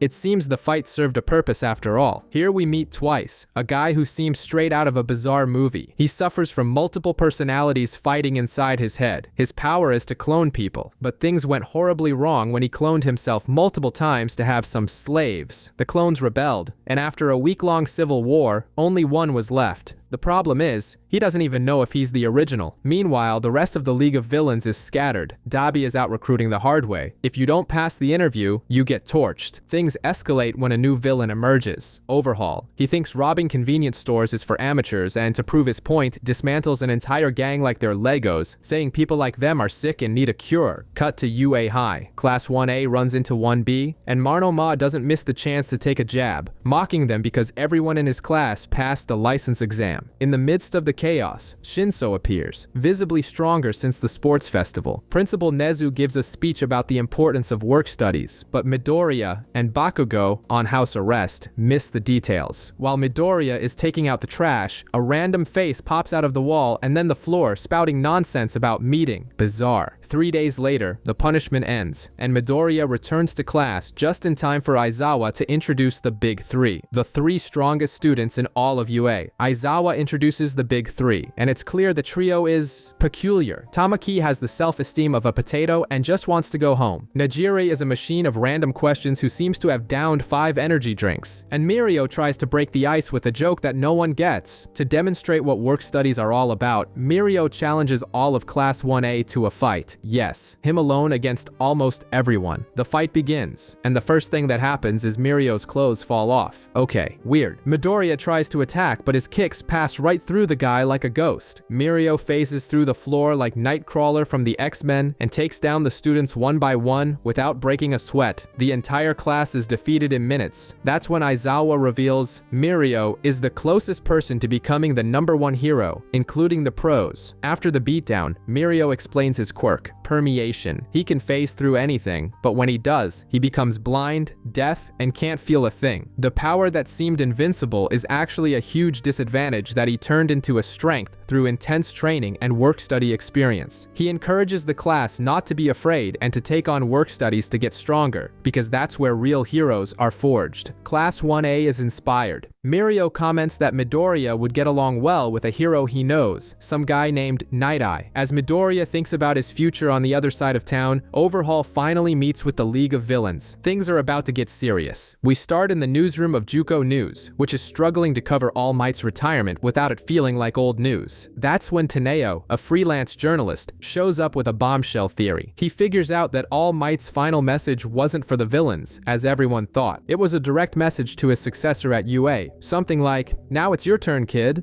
His boss likes the idea and asks if he has a suspect. Taneo, no fool, has already done his homework. He thought it might be Mirio, one of the big three, but since All Might and his former sidekicks, Sir Night Eye, aren't on speaking terms, his bet is on a Class 1A student. With a guaranteed scoop, he gets permission to play detective inside UA. There, he introduces himself to the students and says he's just there to take some photos of their daily lives, all to reassure their parents. Aizawa keeps an eye on him, sensing there's more to it, but lets it slide. Taneo analyzes the entire class like a sports scout and soon focuses all his suspicions on Midoriya. Later, he catches Deku training alone in the rain and chatting with All Might. As soon as the retired hero leaves, Taneo approaches the boy. He says he's a huge fan of All Might, that the hero saved his father years ago, and that this event inspired him to become a journalist. He reveals his quirk allows him to create camera lenses on any part of his body, and shows a photo he just took of the two. Taneo connects the dots, the hand injury, the connection to All Might, a conversation he had with Colta. He knows everything. But instead of publishing the scoop of the century, he decides to keep the secret out of respect for All Might and his belief in Deku. He just wanted to be sure the future was in good hands. To wrap up, he takes a selfie with Midoriya, promising to save the photo for the day he writes a book about him. Back at the newsroom, Taneo pretends his theory was a bust and turns in a much lighter story, All Might eating meat buns. His boss loves it. Meanwhile, we see Twice leading Overhaul to a meeting with the League of Villains. You brought us a pretty big catch, huh, Twice? You think so? Strange, coming from you. Determined to participate in the hero work studies, Deku calls Gran Torino, who first pretends not to remember him, and then calls him a useless successor. Unfazed, Deku replies that he wants to be a successor worthy of All Might. The old man can't help because he's busy with the police, but he gives him a lead. Look for All Might's former sidekick, Sir Night Eye. Meanwhile, the League of Villains gets an unexpected visitor, Overhaul, the boss of the Shie Hassaikai, a Yakuza organization. The guy walks in full of swagger, complaining about the dust and already wanting to call the shots. He says that with All for One's fall, he will become the new king of the underworld and has come to invite the League to work for him. Shigaraki obviously is pissed. He feels insulted as Overhaul knows full well who his master was. The tension escalates quickly. Magna, outraged, charges at Overhaul, but the guy is on another level. He takes off his glove, touches her, and in a brutal scene, the upper half of her body simply explodes.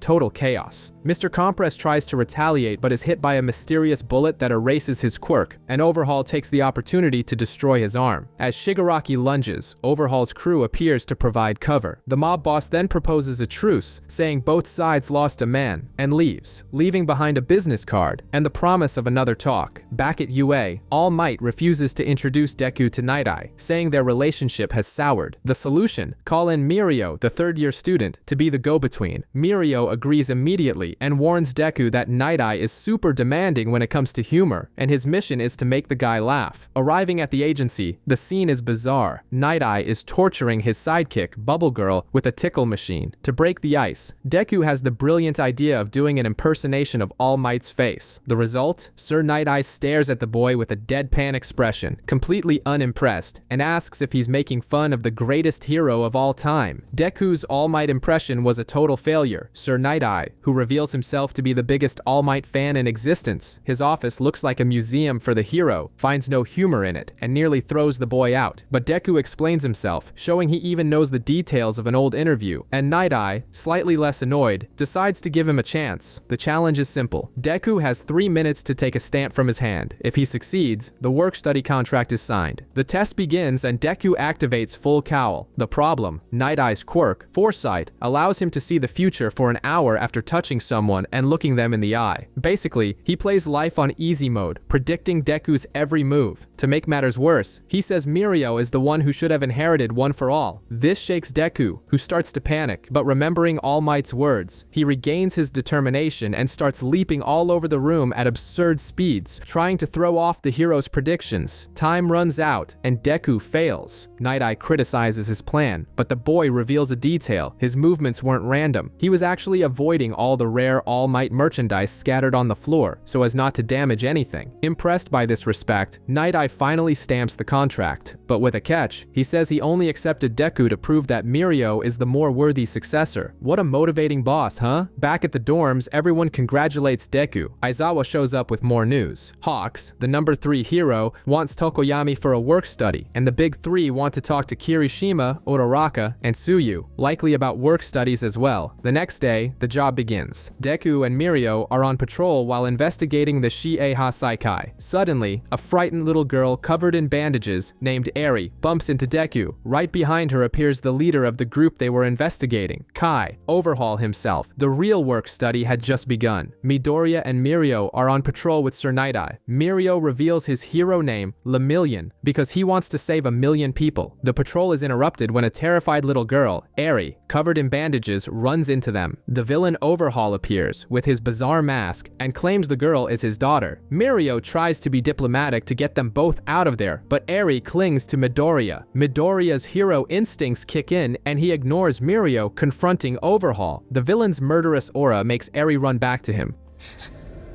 That sometimes they just don't listen.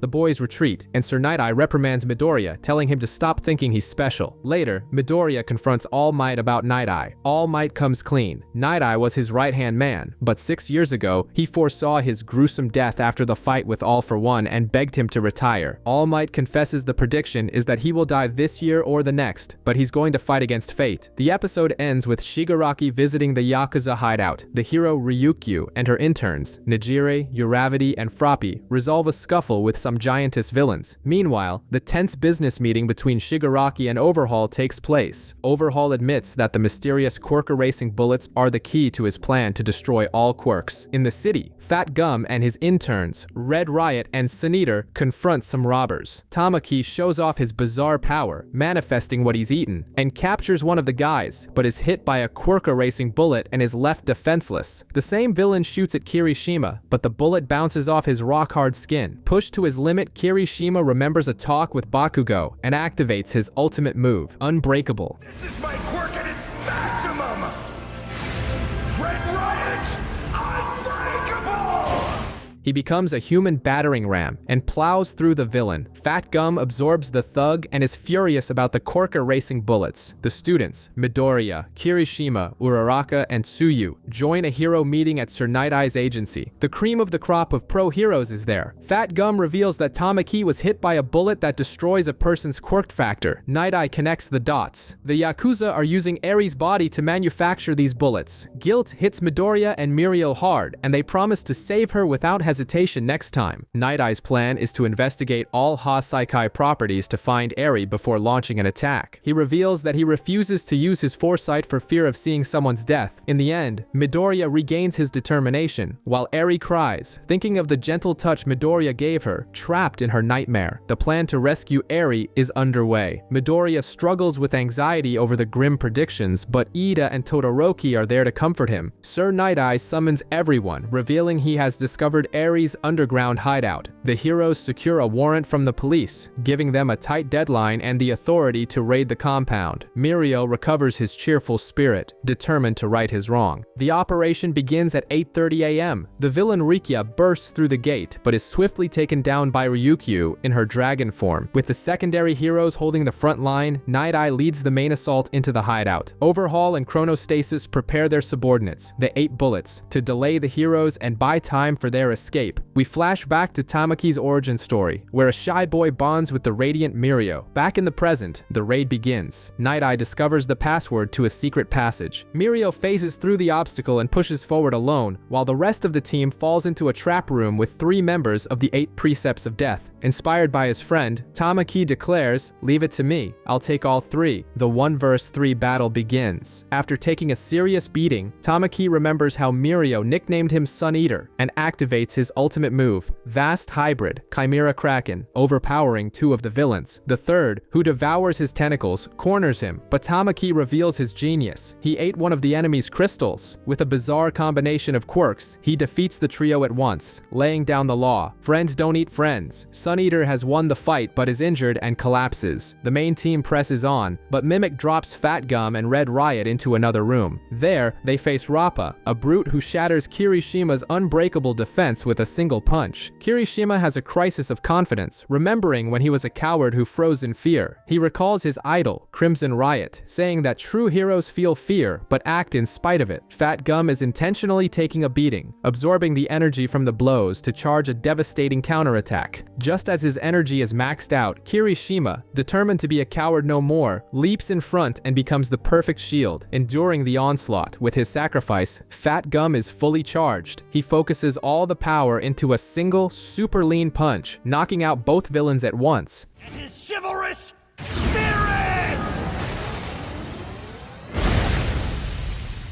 The Shield duo emerges victorious. Overhaul and Chronostasis continue their escape with Eri. Overhaul cockily guarantees that the Shie Hassaikai will rise again with new investors. He orders Toga and Twice, who are there as spies, to make their move. Red Riot wakes up, and Fat Gum remembers how determined the kid was to be a protective hero. The moment is interrupted by Rappa, who, though broken, demands another fight. He praises Kirishima, declares a draw, and asks Fat Gum to look after the kid so they can fight again. Fat Gum reveals that Overhaul defeated Rappa 5 times, proving the villain's insane power. Mimic separates the heroes again. Rocklock is left alone and is stabbed by Toga and nearly killed. Eraserhead arrives and nullifies Toga's quirk, but she stabs him in the back and flees. In a flashback, Shigaraki agrees to loan Toga and Twice to sabotage Overhaul from the inside. Twice and Toga decide to act on their own, and Mimic gets pissed, dropping everyone to a deeper level. Overhaul and Chrono have finalized the quirk erasing bullets. Back in the present, Toga taunts Mimic, and Deku seizes the opportunity to smash through the ceiling, exposing and knocking out the villain. Lemillion finally catches up to Overhaul. The fight begins, but Mirio is affected by Dataro's quirk, which messes with his sense of balance. Mirio dodges everything and, even while dizzy, uses his ultimate move, Phantom Menace, to defeat 2 villains. He grabs Eri, and Overhaul becomes desperate. Shin reappears and fires one of the quirk-erasing bullets at Eri. In a heroic moment, Mirio throws himself in front of it, becoming a human shield. He temporarily loses his quirk. Even without his powers, Lemillion charges Overhaul with pure brute force, breaking the villain's arm with a punch. The now quirkless Mirio protects Eri until the last second when Deku smashes through the wall and joins the fray. Night Eye and the team apprehend Mimic. Rocklock, though wounded, motivates the young heroes to finish the mission. Deku arrives at the base with a punch that sends Overhaul flying. Eraserhead nullifies the villain's quirk, but Chronostasis heals healed by Overhaul, stabs the teacher and drags him underground. With no one to cancel his power, Overhaul fuses with Shin's body, becoming a four-armed monstrosity. Night Eye steps in and fights bravely, using his foresight to dodge, but tragedy strikes. The future Night Eye predicted comes true, and he is brutally impaled by Overhaul's spikes. Deku explodes with rage and activates full cowl at 20%, ignoring the pain. Eri, feeling guilty, returns to Overhaul. Deku rips one of the spikes from his own body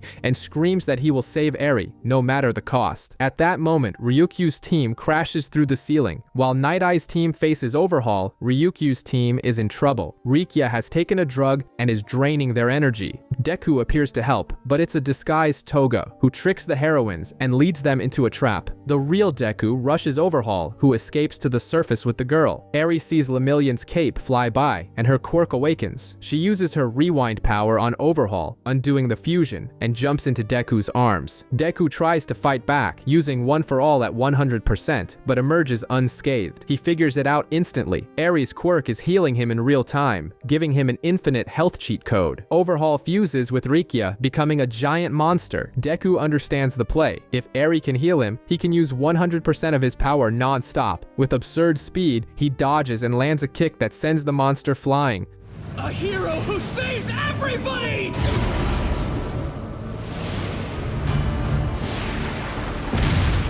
Below, Night Eye witnesses it all and realizes the deadly future he foresaw has been completely shattered. With one final blow, Deku defeats Overhaul. That's who I'm gonna be! The mission seems over, but Eri's power spirals out of control, threatening to rewind Deku out of existence. In the nick of time, Eraserhead appears and uses his quirk to shut down the girl's power, saving the young hero's skin. The peace is short-lived. The League of Villains, led by Shigaraki, ambushes the convoy transporting Overhaul. The sand hero, Snatch, is killed in the chaos. Shigaraki gets his revenge. He steals the quirk-erasing bullets and touches Overhaul's arm, which begins to disintegrate. Overhaul has a complete breakdown, now armless and quirkless. At the hospital, Sir Night Eye is in critical condition. He says goodbye to All Might and tells Deku that he managed to change the future. Mirio enters in tears, and Night Eye uses his quirk one last time, seeing that Mirio will become an amazing hero. With a final request for everyone to smile, Sir Night Eye passes away, leaving everyone in mourning. After all, without joy and laughter to balance the sorrow, this world cannot hope to have future. In the mountains, Gran Torino and the police capture Kurogiri. The villain reveals he was there to find an ally of All for One, and the ground trembles as the colossal giant Gigantomachia appears. Back at the hospital, Deku visits Mirio and, feeling guilty, offers him One for All. Mirio refuses with a smile, saying that Eri will one day restore his quirk. The group that participated in the raid returns to the UA dorms and is welcomed with a celebration. Bakugo and Todoroki head off for their provisional license remedial course. At the site, Endeavor shows up to speak with All Might, much to Todoroki's dismay. Yoarashi and Kemi also arrive, setting a rivalrous tone. The hero gang Orca observes the scene, planning a hellish test. Todoroki and Yoarashi suit up. Yoarashi tries to be friendly, but Todoroki shuts him down, telling him not to force it. In the stands, Endeavor shouts embarrassing words of encouragement to his son, who ignores him. Their new classmate is Kemi, who is suffering from amnesia after being replaced by a villain during the last exam.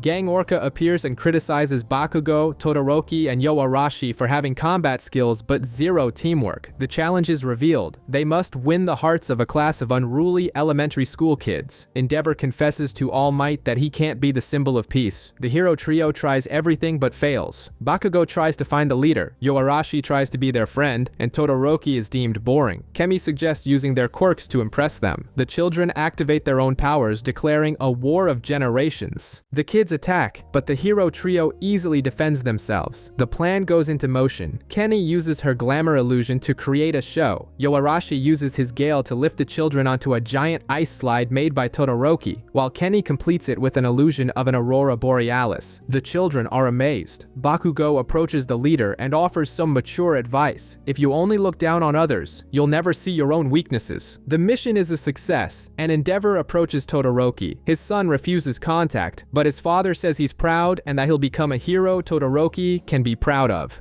I want you to know I'm proud of you, son. Because of that, I swear I'll become someone you can be proud of too.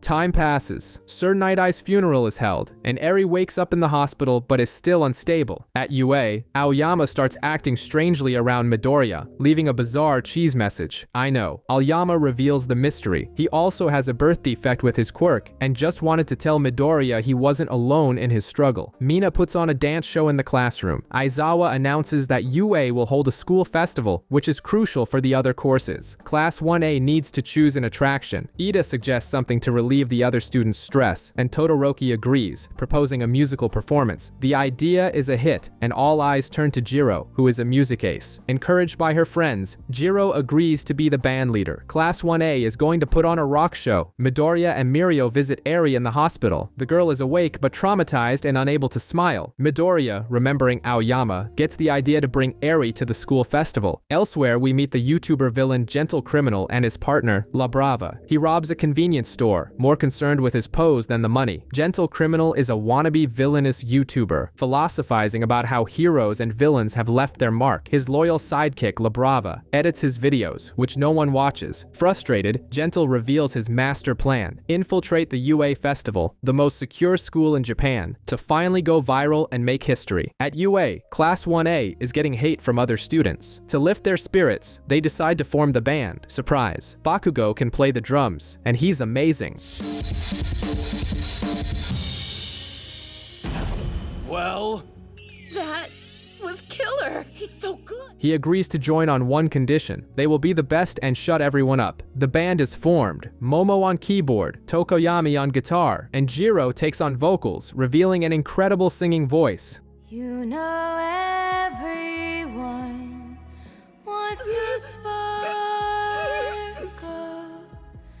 Meanwhile, Midoriya is bummed that he couldn't do much against Overhaul. All Might advises him to develop long-range attacks. The solution? Focus 20% of One For All into his fingertips and fire air bullets. It's a new level of control he needs to master. To wrap things up, we see Mirio bringing Eri to UA, ready to finally see a smile on her face. It's Saturday, and Class 1A is rehearsing non-stop. In the midst of it all, Mirio and Aizawa bring Eri to see the school and get her used to the environment before the festival. Midoriya and Mirio take the little girl on a tour. They run into Class 1B, with Monoma being his usual arrogant self until a classmate smacks him. Next, they find Najiri, who's preparing for the beauty pageant and is determined to win. The sight of her trying on dresses leaves Midoriya a bit flustered. The tour continues to the development studio, where they find Mei, dirtier and more chaotic than ever, building a giant suit that obviously blows up in her face. Midoriya and Mirio quickly get Eri out of there. In the cafeteria, Midnight confirms that festival security has been maxed out, but any alarm, even a false one, will cancel the event. Back at rehearsals, a twist. Mina fires Midoriya from the dance team, but it's just so he can become the special effects support, tasked with carrying Aoyama so he can function as a mobile human disco ball. Midoriya agrees, as long as he can dance a little to keep his promise to Eri. Later, Midoriya is training with All Might when Mei shows up and delivers the support gloves he requested to help with his new finger flick attacks. Afterward, in the common room, Class 1A relaxes with some fancy tea Momo brought. Gold Tips Imperial. Meanwhile, Midoriya is researching All Might and accidentally clicks on a video of Gentle Criminal, who happens to be talking about the same tea and announcing his next big caper. Across town, Gentle and La Brava finalize their infiltration plan. They'll rub dirt on themselves to trick Hound Dog's sense of smell, and La Brava will hack the security system. We see a flashback of how she found him, declaring herself his biggest fan. With the promise of success, the two embrace, ready to make history. The day of the festival has arrived. Early in the morning, Midoriya tests his new support gloves with All Might. Time is running out and he has to rush off to buy a new rope for the stage, as the old one wore out during rehearsals. On his way back at 8:30 a.m., he bumps into a strange pair, a disguised Gentle Criminal and La Brava. The conversation would be normal except for one detail. Gentle mentions Golden Tips Imperial tea. Midoriya, who had just had that tea with Momo, puts the pieces together. The tea, the voice, the manner of speaking. He instantly realizes this is the villain from the video. Knowing that if the alarm sounds, the festival and Eri's smile will be ruined, Midoriya drops his things and prepares for a fight. The battle begins. Gentle reveals his quirk, elasticity, which makes anything he touches bouncy, even the air. The world becomes a giant bouncy castle, and Midoriya is sent flying.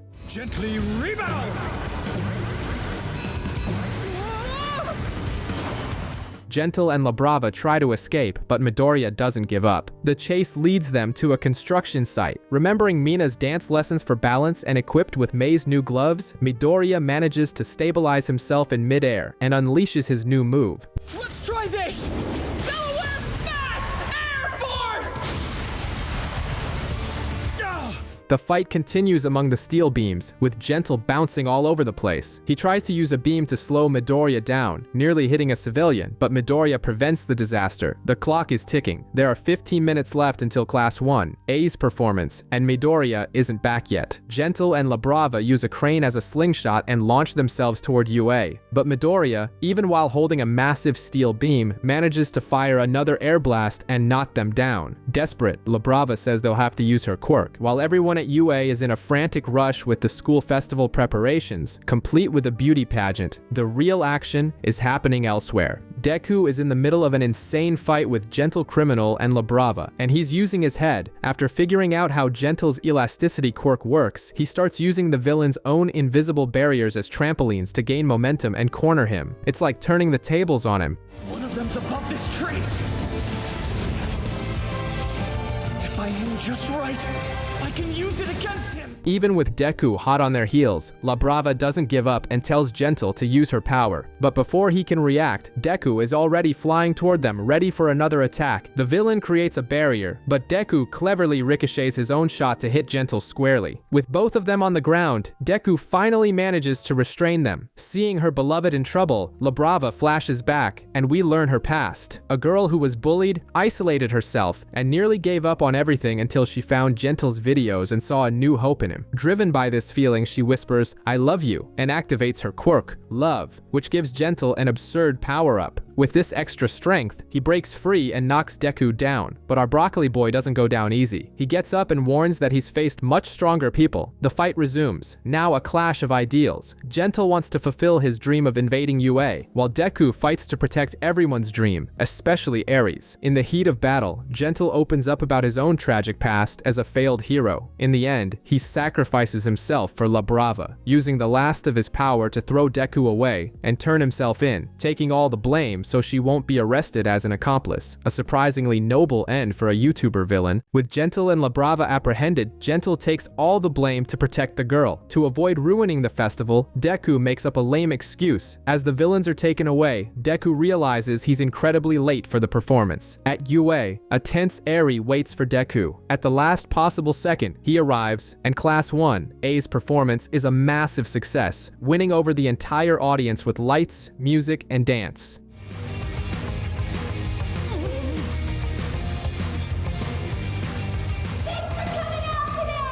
The most anticipated moment happens. Eri finally breaks into a huge smile, and Mirio cries with joy. The mission was a success. Deku says goodbye to Eri, his heart full. At the police station, the detective offers Gentle a chance to start over, and the villain weeps with emotion. Eri now lives at UA under the care of Aizawa and Mirio, with the hope that she can learn to control her power to restore Mirio. The Wild Wildcats are back in action. The hero billboard chart JP is announced, the first ranking without All Might. The top 10 is revealed. Hawks is number 2, and the new number 1 is Endeavor. Hawks, with no patience for ceremony, gets straight to the point. The people want to see action. He puts the pressure on Endeavor, who simply says, "Just watch me." Behind the scenes, Hawks reveals he needs Endeavor's help to investigate rumors of Nomu in the area. The scene cuts to a warehouse where Dabi is with a bizarrely strong Nomu, a high-end. In Kyushu, a giant Nomu smashes through the window of the restaurant where Hawks and Endeavor are, asking, "Who's the strongest?" Endeavor tells Hawks to evacuate and charges in. Fuyumi and Natsu visit their mother, Rei. Natsu is pissed that his father became number 1. Rei reveals that Endeavor has been visiting the hospital regularly, leaving her favorite flowers, showing he's trying to atone for his past. In Kyushu, Endeavor is in an insane battle against the high-end, a Nomu that regenerates quickly, speaks, and thinks. The Nomu pummels Endeavor, smashing him through a building. Hawks assists by evacuating civilians. The Nomu releases smaller Nomu and mocks Endeavor's limits. Endeavor takes a direct hit to the face and loses an eye.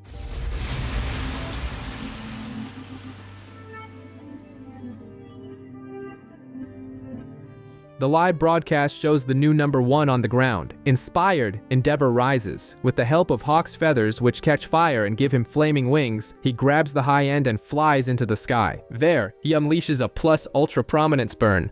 Plus ultra prominence!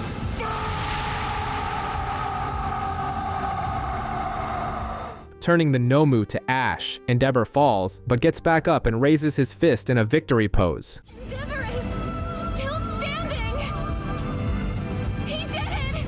He's on his feet, with his fist raised high! That night, Deku has a bizarre dream about the previous users of One for All, and his room is left a wreck. Class 1A discusses Endeavor's epic victory. Aizawa triggers an emergency alarm for a surprise villain invasion drill. The class splits up and demonstrates excellent teamwork, with Todoroki freezing the fire and Froppy and Grape Juice saving Mirio, the civilian. The villains appear: Nejire and Sun Eater of the Big Three. Sun Eater is shy, but not wanting to disappoint his friends, he goes into monster mode. Deku hesitates to attack. That's when Bakugo arrives like a hurricane, launches himself from a car, and hits Sun Eater with an explosion, knocking the villain out and ending the drill. Aizawa sends Bakugo to the principal's office. At night, Endeavor has a nightmare about what happened after the fight. In a sinister flashback, Dabi appears. The episode ends with a tense meeting between Dabi and Hawks in an abandoned warehouse. The flashback reveals that Dabi cornered Endeavor and Hawks right after the fight, but the hero, Mirko, dropped from the sky and kicked him away. The scene cuts to Dabi's meeting with Hawks. Hawks is a double agent working for the Public Safety Commission, infiltrating the League of Villains to ensure peace. Endeavor is discharged from the hospital, and Hawks accompanies him. At a family dinner, Natsu explodes, throwing all the suffering his father caused in his face. Todoroki shows maturity, saying that while he doesn't forgive his father, he'll keep an open mind. Enji resolves to try and win his family back. Deku returns to the bizarre dream. He witnesses the birth of One for All. The manipulative All for One forces a quirk on his younger brother, a power to stockpile strength.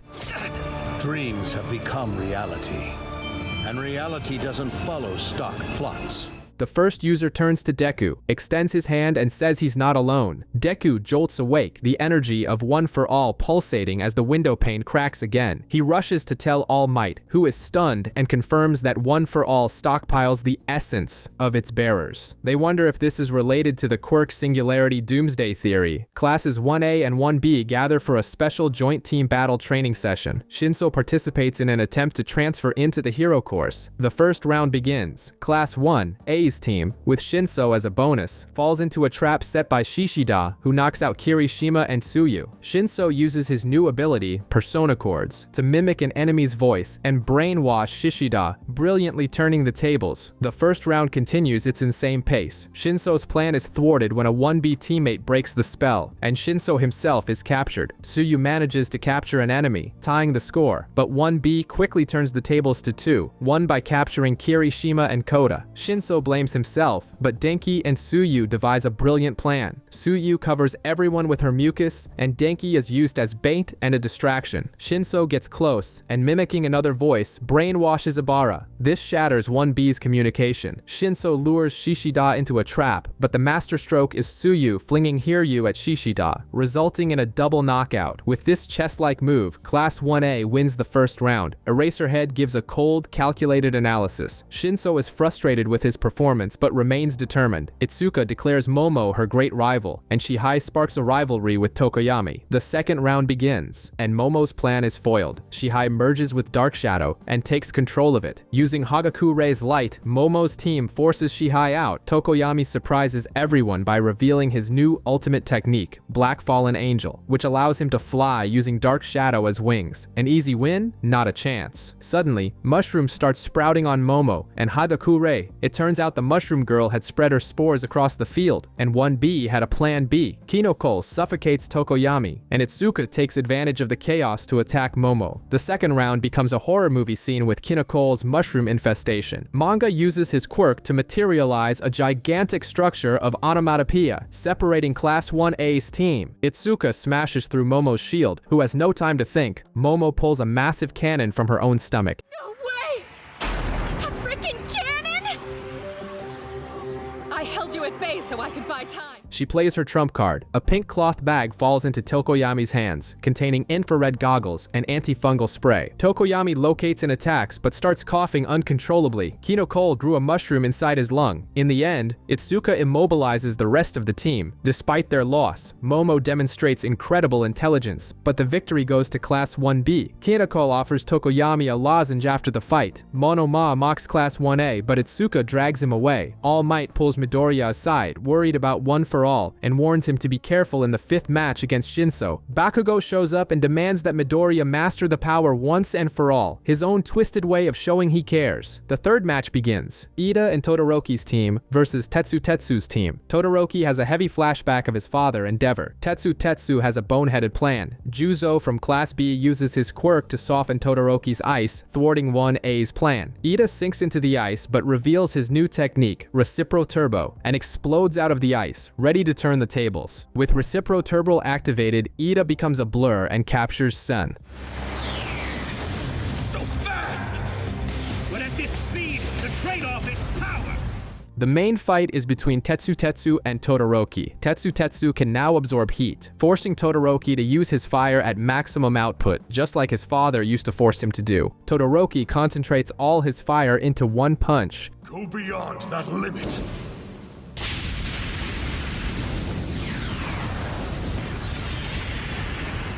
But Juzo softens the ground, and Todoroki is knocked out. Ida abandons the fight and rushes to save him. Juzo has one last crazy idea. He has Tetsu headbutt a tank. The structure falls on Ida and Todoroki, knocking out both Juzo and Tetsu in the process and trapping Ida. Only Shoji and Pony are left. Time runs out, resulting in a draw. In the infirmary, Todoroki, Ida, Tetsu, and Juzo agree to fight again. Bakugo faces Midoriya with a maniacal grin. Now watch, because this is my show. The 4th round begins, and Bakugo's team is surprised by an attack from 1B. Vlad King continues his marketing campaign for Class 1B. Bakugo flies off, showing he now has a team plan and even hands out custom grenades to his teammates. Setsuna from 1B splits into pieces and attacks Bakugo. The rest of 1B sets a trap with sticky adhesive and debris, but Bakugo isn't the same anymore. He protects Jiro and Hanta and sends Togaru flying. Everyone is shocked to see Bakugo risking himself for the team. With the situation under control, Bakugo declares a 4-0 victory with no one getting hurt. No one will question our victory, because our match is gonna be flawless. 4-0 and no injuries. From there, it's a showcase of teamwork. Jiro and Hanta take down Yosetsu, and Bakugo defeats Kojiro. Hanta attaches one of Bakugo's grenades to one of Setsuna's pieces, and Bakugo finishes her off with a stun grenade to the face. A clean 4-0 victory, proving he's learned to be a leader. In the maximum security prison, Tartarus, all for one, claims he can hear his little brother's voice. I can hear my little brother's voice. All Might receives an urgent call from Gran Torino about a bizarre dream Nana had. The 5th and final round begins. Monoma provokes Midoriya, playing dirty by saying Bakugo is to blame for All Might's retirement. This lights a fuse in Midoriya.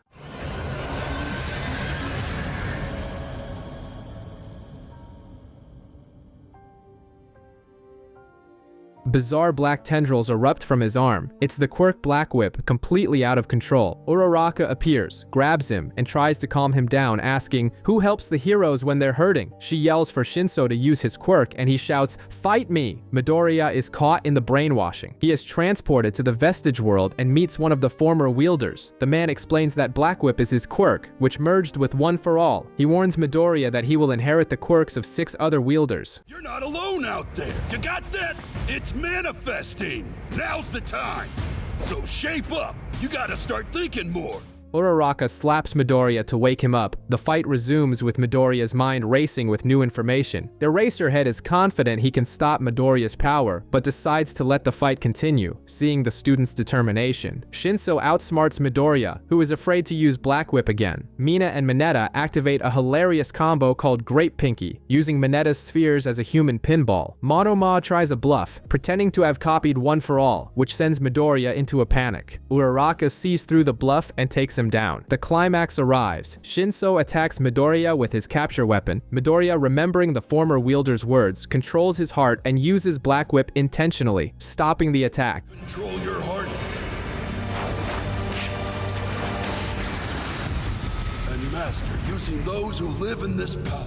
Midoriya returns to using just 8% of One for All. Class 1A wins the competition. Eraserhead confirms that Shinso's performance earned him a passing grade and the chance to transfer to the hero course. Midoriya praises Shinso, saying he's the one who needs to improve. Vlad King confirms Shinso will likely transfer to the hero course. Monoma realizes Midoriya's quirk is a blank and freaks out. Bakugo attacks Midoriya to force Black Whip to appear again, but the power is gone. In a flashback, Bakugo theorizes that One for All's evolution is connected to All for One, since he also has multiple quirks and created OFA. Todoroki asks Midoriya if he has 2 quirks. Aizawa takes Monoma to meet Eri. Monoma tries to copy her power, but it's a blank. He explains he can only copy the shell of quirks that accumulate energy. Bakugo and Todoroki finally get their provisional licenses and are ready for action. The opening scene is sinister. Shigaraki, with white hair and a villainous laugh, in Deku City. Bakugo and Todoroki give an interview, with Todoroki saying they're friends and Bakugo blowing a fuse. Midnight and Mountain Lady give a lesson in media training. Midoriya freezes up with nerves when it's his turn to introduce himself, but Midnight asks about Black Whip. He focuses, visualizing the power as a locked door, and manages to release a wisp of black energy. Nezu informs All Might that work studies are resuming. During the Christmas party in the dorms, Todoroki invites Midoriya and Bakugo to do their work study with Endeavor. In a spy thriller flashback, Dabi demands that Hawks eliminate a hero. Hawks visits Best Jeanist and draws his razor-sharp feathers. The question looms, what was in the suspicious duffel bag Hawks was carrying? On New Year's Day, Midoriya, Bakugo, and Todoroki meet Endeavor. A villain, Star Servant, is controlling the city's glass. Endeavor charges in, and Hawks appears, reading a book, calmly neutralizing the henchman. Hawks hands Endeavor the book, Meta Liberation War. Endeavor realizes Hawks is passing him a coded message. The #1 hero pieces together the second words of each highlighted passage and reads the terrifying message. The enemy is the Liberation Army, over 100,000 strong. In 4 months, they act. War is coming. 4 months.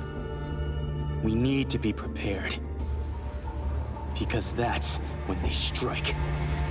Hawks meets with the League of Villains in a mansion, trying to prove his loyalty. He leaves one of his feathers by the door to continue eavesdropping and discovers the plan. In 4 months, Shigaraki will destroy everything. Hawks' mission is to find out the numbers and locations of the enemy army. Endeavor manages to decipher Hawks' secret message and understands that the boys' work study is actually a secret plan to prepare them for war. Back at the agency, Endeavor understands Midoriya's confusing monologue about Black Whip and Air Force. Bakugo says he wants to learn what he can't do to surpass the #1. Todoroki gets real. He wants to learn from Endeavor the hero, not his father. Endeavor issues a challenge. Capture a villain faster than him. Endeavor wins easily, revealing he uses the flames on his feet for propulsion. The focus shifts to the girls. Uraraka is at Ryukyu's agency. Out on the open sea, Selki's team pursues smugglers using the drug trigger and smoke to escape. Selki calls Ryukyu's agency for a team-up. As night falls, the hunt begins. Selki and Froppy go underwater. They locate the ship, but the villains use the smokescreen again. Sirius launches a harpoon with Uravity at the end, who uses her power to be launched like a human missile. Uravity knocks out the pilot, but one of the engines fails. Teamwork shines. Nejiri uses her waves to slow the plane. Uravity makes it weightless, and Ryukyu manages to land it safely. Mission accomplished, but the story isn't over. In a cathedral, a mysterious man declares he has enough for his plan of human salvation. Endeavor receives an invitation from Fuyumi for a family dinner and is forced to bring the interns. In his nightmare, he sees himself shut out of his family's happiness, remembering how he drove his wife to a breaking point and pushed Todoroki away from his siblings. The dinner is extremely tense. Natsu doesn't hide his contempt for his father and leaves the table. Todoroki confesses he can't forgive his father, but is confused because his mother is trying to move on. Bakugo, with his characteristic tact, barges into the conversation and scolds the siblings for discussing sensitive matters in front of guests. Midoriya advises Todoroki, saying he is a good person and is just waiting for the right time to forgive. Natsu and Endeavor overhear the conversation. Later, Endeavor prays at the family altar, wishing Toya could be there. The episode closes with a hooded man being released from prison, smiling sinisterly as he watches Endeavor fight on TV. In a flashback, a villain named Ending becomes mesmerized by Endeavor's ferocity. 7 years later, Ending is released from prison and decides he wants Endeavor to finish him for good, so he we start stalking Natsu. At dinner, Fuyumi reveals that her brother Toya was close to Natsu and died after their mother was hospitalized, deepening Natsu's resentment. On the way back, their car is attacked by Ending, who kidnaps Natsu and reveals his twisted plan to be killed by the hero. Endeavor hesitates, but the three interns spring into action. Ending throws cars and puts Natsu in front of a train. Bakugo uses his explosions to save Natsu at the last second, and Midoriya finally uses Black Whip to hold all the cars, yelling that no one is going to die.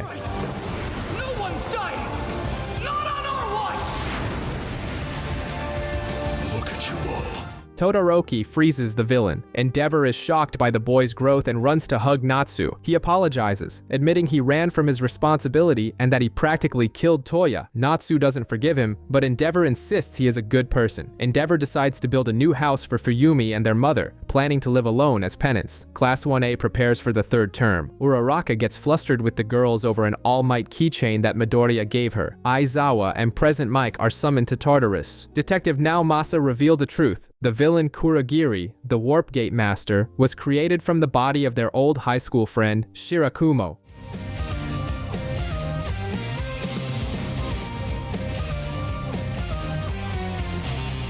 Aizawa and Present Mike try to awaken Shirakumo's consciousness. Aizawa is visibly shaken, remembering their school days. He reveals he doesn't actually expel his students, only expelling them on paper to teach them the value of life. Crying, he screams for his friend. Kurogiri's mind short-circuits. For an instant, Shirakumo's face forms in the mist. The way he carried out orders, who knows?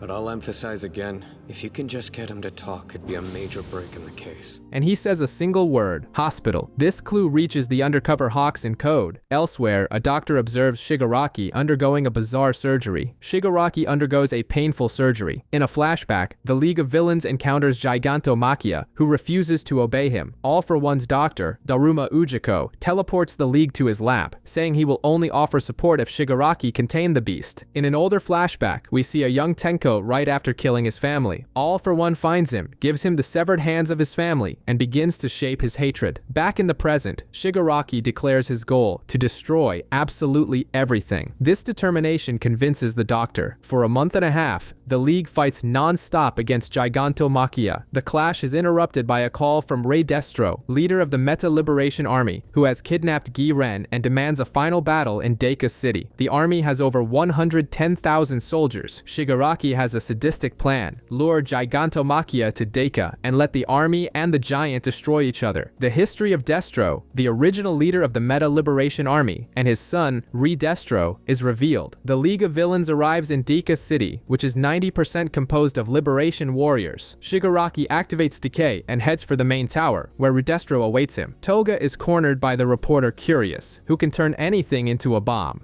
Toga uses a syringe to drain the blood of several enemies. Curious narrates Toga's life, calling her a demon child. Pushed to her limit, Toga transforms into Uraraka and, to everyone's surprise, copies her quirk, Zero Gravity. Toga makes all her enemies float and then drops them, securing a brutal victory. Elsewhere, Shigaraki's decay begins to spread without him having to touch everything. Twice is psychologically tortured by Skeptic's clones to steal his quirk. In a tragic flashback, it's revealed that Twice started creating clones to avoid being alone, but the clones turned on him, causing a trauma that made him lose his identity. In the present, his desperation to save Toga triggers a breakthrough. He realizes he is the original. Twice overcomes his trauma and unleashes his full power. Sad Man's Parade.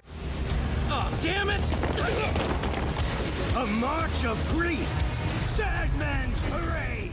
An avalanche of clones floods the city, turning the tide. Dr. Ujiko decides to awaken Gigantomachia early. Shigaraki reaches the base of the tower and with a single touch, disintegrates the entire structure. From the rubble, a giant and furious Rey Destro emerges. Twice uses his powers with precision to help Toga. Spinner stays behind to hold off Trumpet's troops, giving an emotional speech. The main event is the giant-sized battle between Shigaraki and Rey Destro. The pressure from Rey Destro triggers repressed memories in Shigaraki, and his decay gets an upgrade. It now works even without all 5 fingers. In an older flashback, young Tenko manifests his power. He accidentally disintegrates his sister, Hana, and the rest of his family. Fear turns into pure hatred when his father tries to hit him. Tenko kills his father, laughing.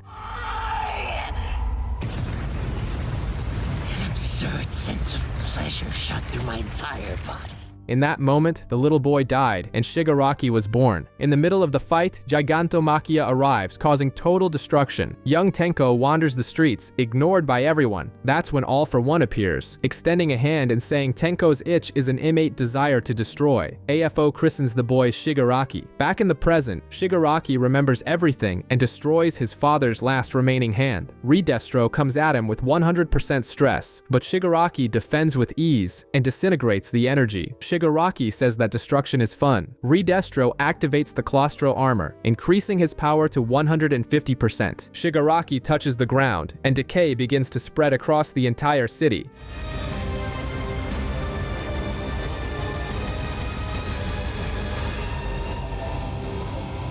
Redestro is forced to cut off his own legs. The Liberation soldiers freeze in fear at a single glance from Shigaraki. Redestro bows and offers him the entire Liberation army. Gigantomachia accepts him as his master. The League of Villains and the Meta Liberation army merge, forming the Paranormal Liberation Front, with Shigaraki as Grand Commander. Dr. Ujiko calls Shigaraki and, as promised, says he will now grant him true power. Hawks is undercover in the Paranormal Liberation Front. To join the group, he had to prove his loyalty to by delivering a bag containing Best Jeanist's body. Dr. Ujiko explains to Shigaraki that he will undergo a 4-month procedure of agony to gain enough power to steal even One for All. At UA, Class 1A shows off their new skills. Deku can now use Black Whip. All Might reveals that Deku's next quirk will be Float from Nana. Aizawa discovered that Eri's horn has started to grow. Hawks figures out the keyword is hospital. Deku and Class 1A are informed that the heroes will conduct a joint operation and that the war against the Paranormal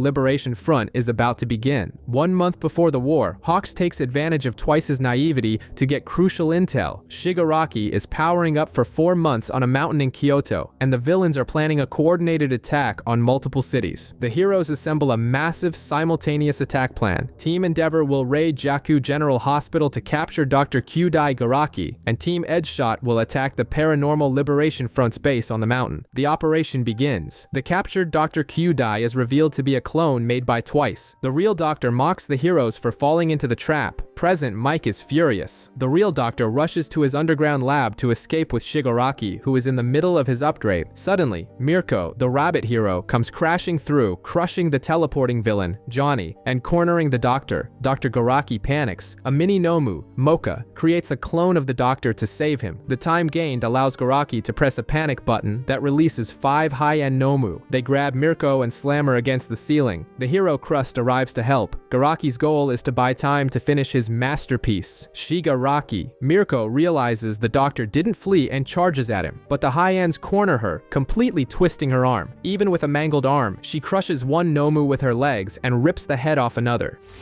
That makes me human!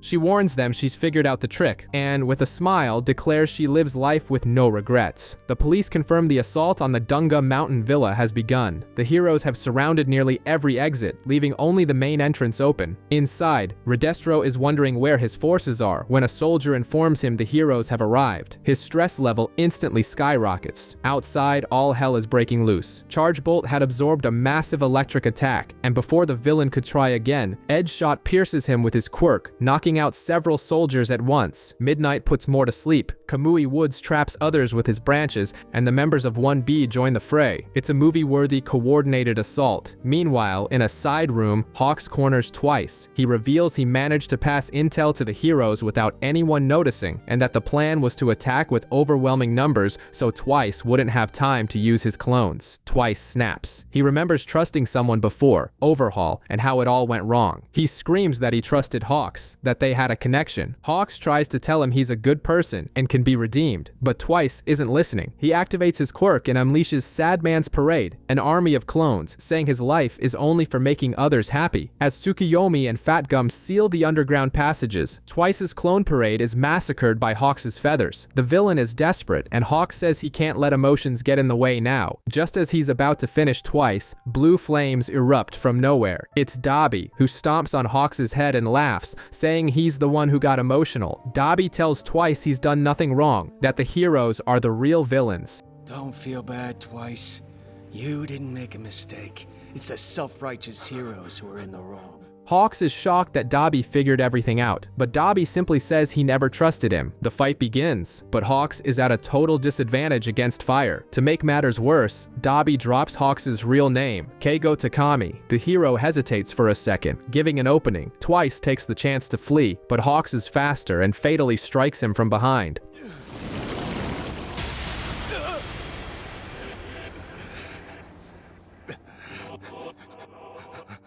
Outside, a clone of Twice saves Toga and Mr. Compress from a hero, but it begins to melt, revealing the original has died. In his final moments, he apologizes to his friends and says that despite everything, he was happy. I hope you die, Hawks.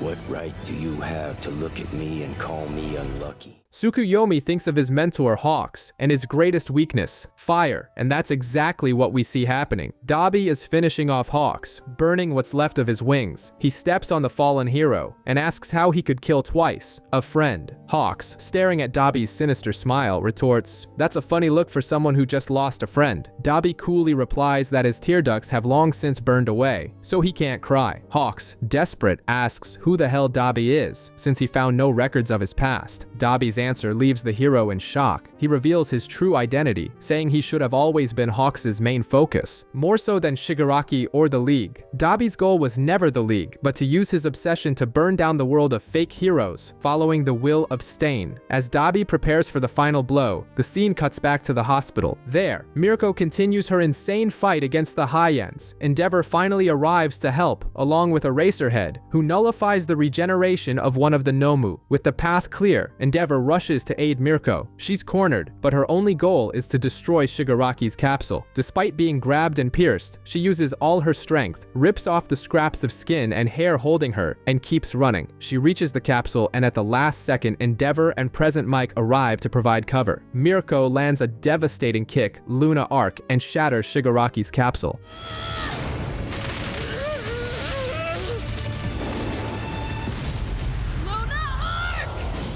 The system stops at 75%, and Dr. Garaki laments his failure. Present Like, furious, charges at the doctor. The defeated doctor reveals that Shigaraki's body has no pulse, but can be reactivated. He also confesses to being the creator of the Quirk singularity theory, and that All for One saved him, granting him a long-life quirk. And the worst part, he admits the plan all along was to steal Eraserhead's clerk. You're a friend of Kurogiri's, aren't you?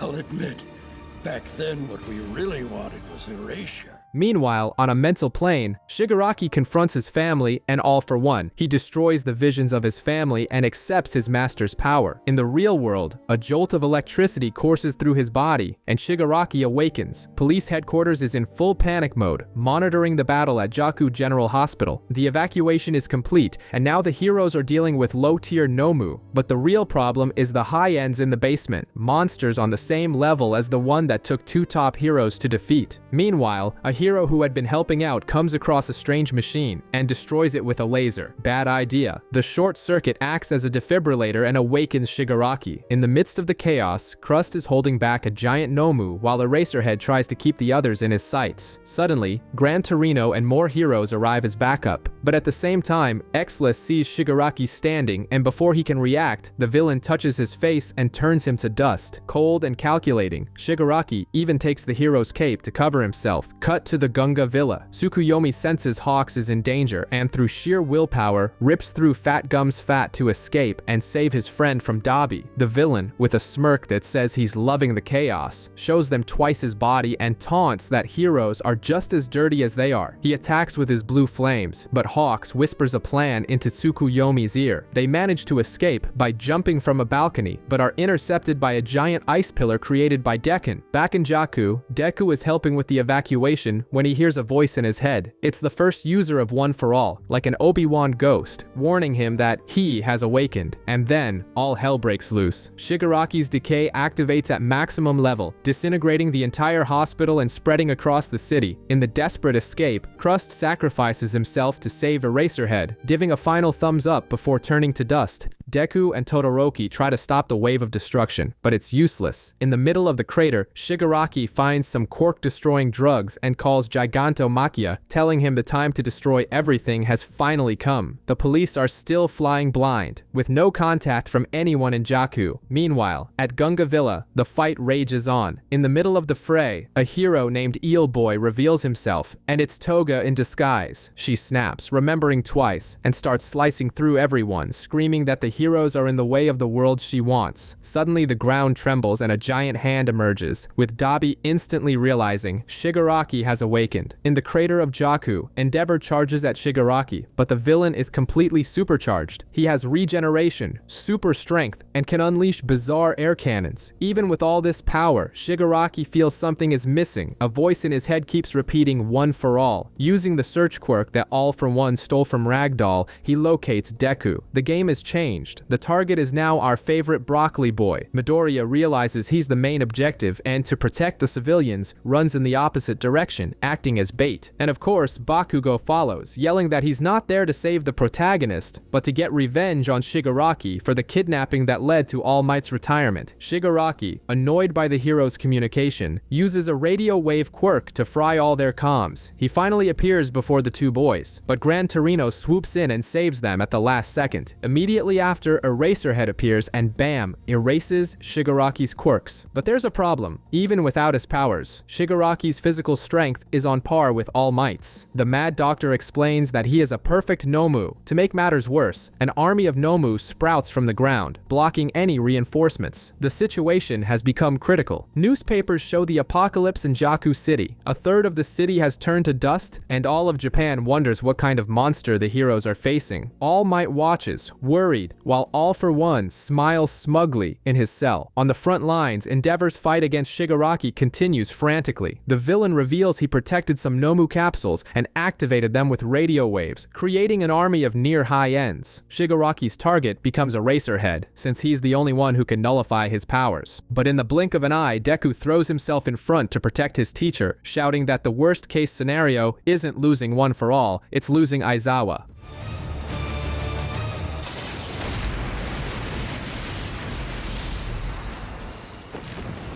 Bakugo joins him, and the three begin a coordinated attack. In the middle of the fight, Shigaraki calls Deku little brother, realizing All for One's consciousness is trying to control him. Revolted, he rejects his master and declares he will steal One for All of his own volition. Far away, Gigantomachia continues his destructive march with the villains on his back. Mountain Lady tries to stop him but is tossed aside like a toy. Midnight prepares to use her quirk to put the giant to sleep but is brutally attacked by Dabi and Mr. Compress. Down and gravely injured, she uses her last bit of strength to give a desperate order to Creati over the comms, create anesthetics, and sedate the monster. Before being silenced by the villains, she thinks about how her students will become strong heroes. The UA students panic, but Creati, inspired by her teacher's last words, takes charge. She refuses to run. With the help of Mountain Lady and Kamui Woods, who manage to delay the giant for precious seconds, she creates the sedatives. With a plan in mind and the courage of someone trained to never give up, she and the other students prepare for the most dangerous mission of their lives, to stop Gigantomachia. The class representative, Creati, gathers the UA students to explain the plan. Take down Gigantomachia. According to the report, the beast is 25 meters tall, and the League of Villains is riding on his back. The mission, given by Midnight, is to force the monster to take a nap with an anesthetic. The problem? His size is so absurd that the only way to administer it is through his mouth. The plan goes into action. Mudman turns the ground into a swamp, and Grape Juice covers everything with his sticky spheres. Meanwhile, Mountain Lady is giving her all to hold back the charging giant. The trap works. Gigantomachia trips and faceplants into the mud, sinking slowly. The students act fast, using whips to force his mouth open. From above, Mr. Compress realizes they're UA students, and Toga gets excited, but the League isn't going to let it happen. Dabi burns Earphone Jack's headphone jacks, and Mr. Compress knocks Charge Bolt out of the air before he can unleash his electric attack. Machia opens his mouth, but instead of swallowing the vials, he blows them all away, creating a whirlwind. To make matters worse, Dabi sets the entire forest on fire. Things look grim, but Creati activates the second part of the trap. blowing up the ground and trapping the giant again. Pinky, brave as hell, uses her Acid Man technique to run through the fire and prepares to throw the vial into the monster's mouth. But then, Gigantomachia speaks, and his voice makes Pinky freeze. She recognizes the beast from a past trauma and hesitates, missing her chance. The giant grabs Mountain Lady, and just as he's about to crush Pinky, Red Riot appears out of nowhere, shoves her aside, and takes the hit himself. The guy is a true hero. Not only does he survive, but he scales the monster's leg, throws a decoy vial that Tilda destroys, and then lands the real anesthetic right down the beast's throat.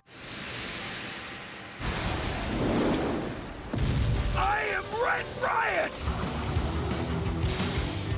Meanwhile, in another city, the fight against Shigaraki continues. Endeavor thinks he's won, but the villain gets up, completely broken, and starts a monologue about how heroes destroy their own families to save strangers. Gran Torino attacks, but Shigaraki breaks his leg, and after a painful flashback about the villain's grandmother, he punches through the old man's chest. Deku snaps with rage and charges, but Shigaraki's target is Professor Aizawa. In the chaos, Shigaraki pulls out a quirk-destroying bullet and fires. The target, Aizawa's leg. At the last second, Professor Aizawa spots the bullet flying toward him and without a second thought, does the most hardcore thing imaginable. He carves off his own leg with a knife to stop the drug from spreading. He does all this while keeping his power active on Shigaraki. I'll be rational.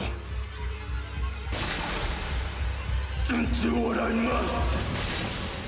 The villain is even impressed by the man's cold resolve. Taking advantage of the distraction, Shigaraki breaks free and lunges at Aizawa again. But out of nowhere, a giant ice wall erupts, courtesy of Todoroki, who has arrived to save the day. Deku seizes the opportunity and punches Shigaraki, but the damage is done. Aizawa's eyes close, and his power is gone. Shigaraki's super regeneration kicks in, and the villain is as good as new. Meanwhile, Gigantomachia continues his rampage of destruction, heading straight for Jaku City, with no heroes left to stop him. The situation goes from bad to worse. Back in the main fight, Shigaraki's body begins to tear itself apart. Deku figures it out instantly. The villain left his recovery tank too early, with only 75% of the process complete, and his body can't handle the power of All for One. To prevent Shigaraki from using his decay power on the ground and destroying everything, Deku activates a new quirk, Float, and takes the fight to the sky. Basically, he learns to fly. From up there, he announces that he'll handle this alone. We get a quick flashback showing his training with Uraraka and All Might, and a tense conversation between Bakugo and All Might, where Bakugo reveals he helps Deku out of guilt to atone for being a jerk in the past. Back in the present, the mid-air brawl is insane. Deku is tearing himself apart to keep Shigaraki airborne. Seeing this, Bakugo hatches a crazy plan. He'll use his explosions to launch Endeavor like a human missile for a final attack. Endeavor grabs Shigaraki and unleashes a full power prominence burn.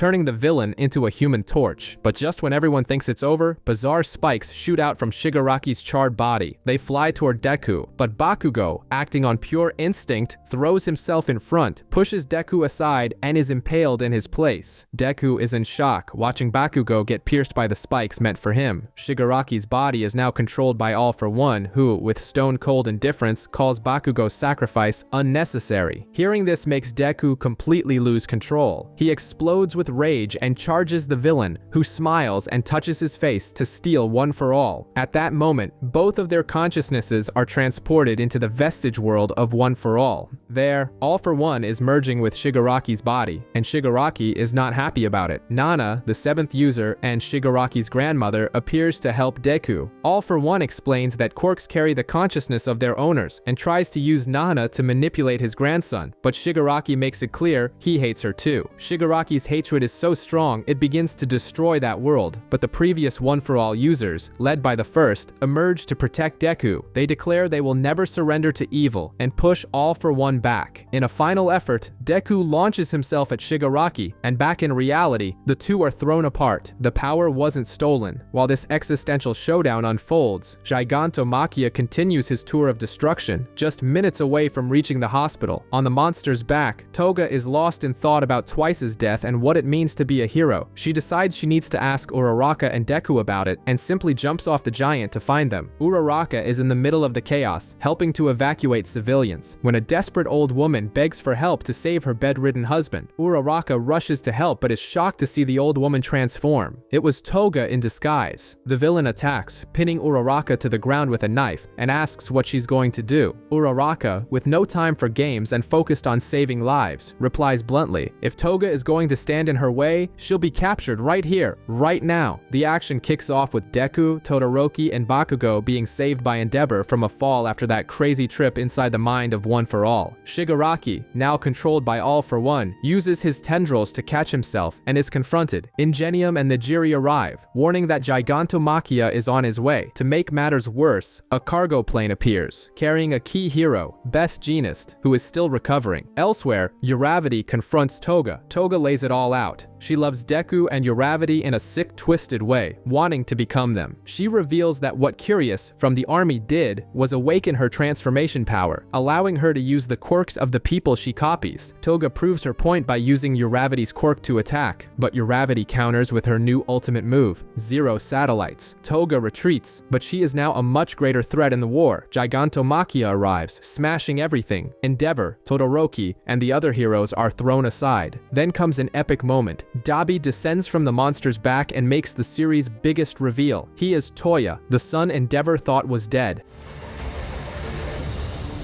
Call me Toya. After all, it's the name you and Mom gave me.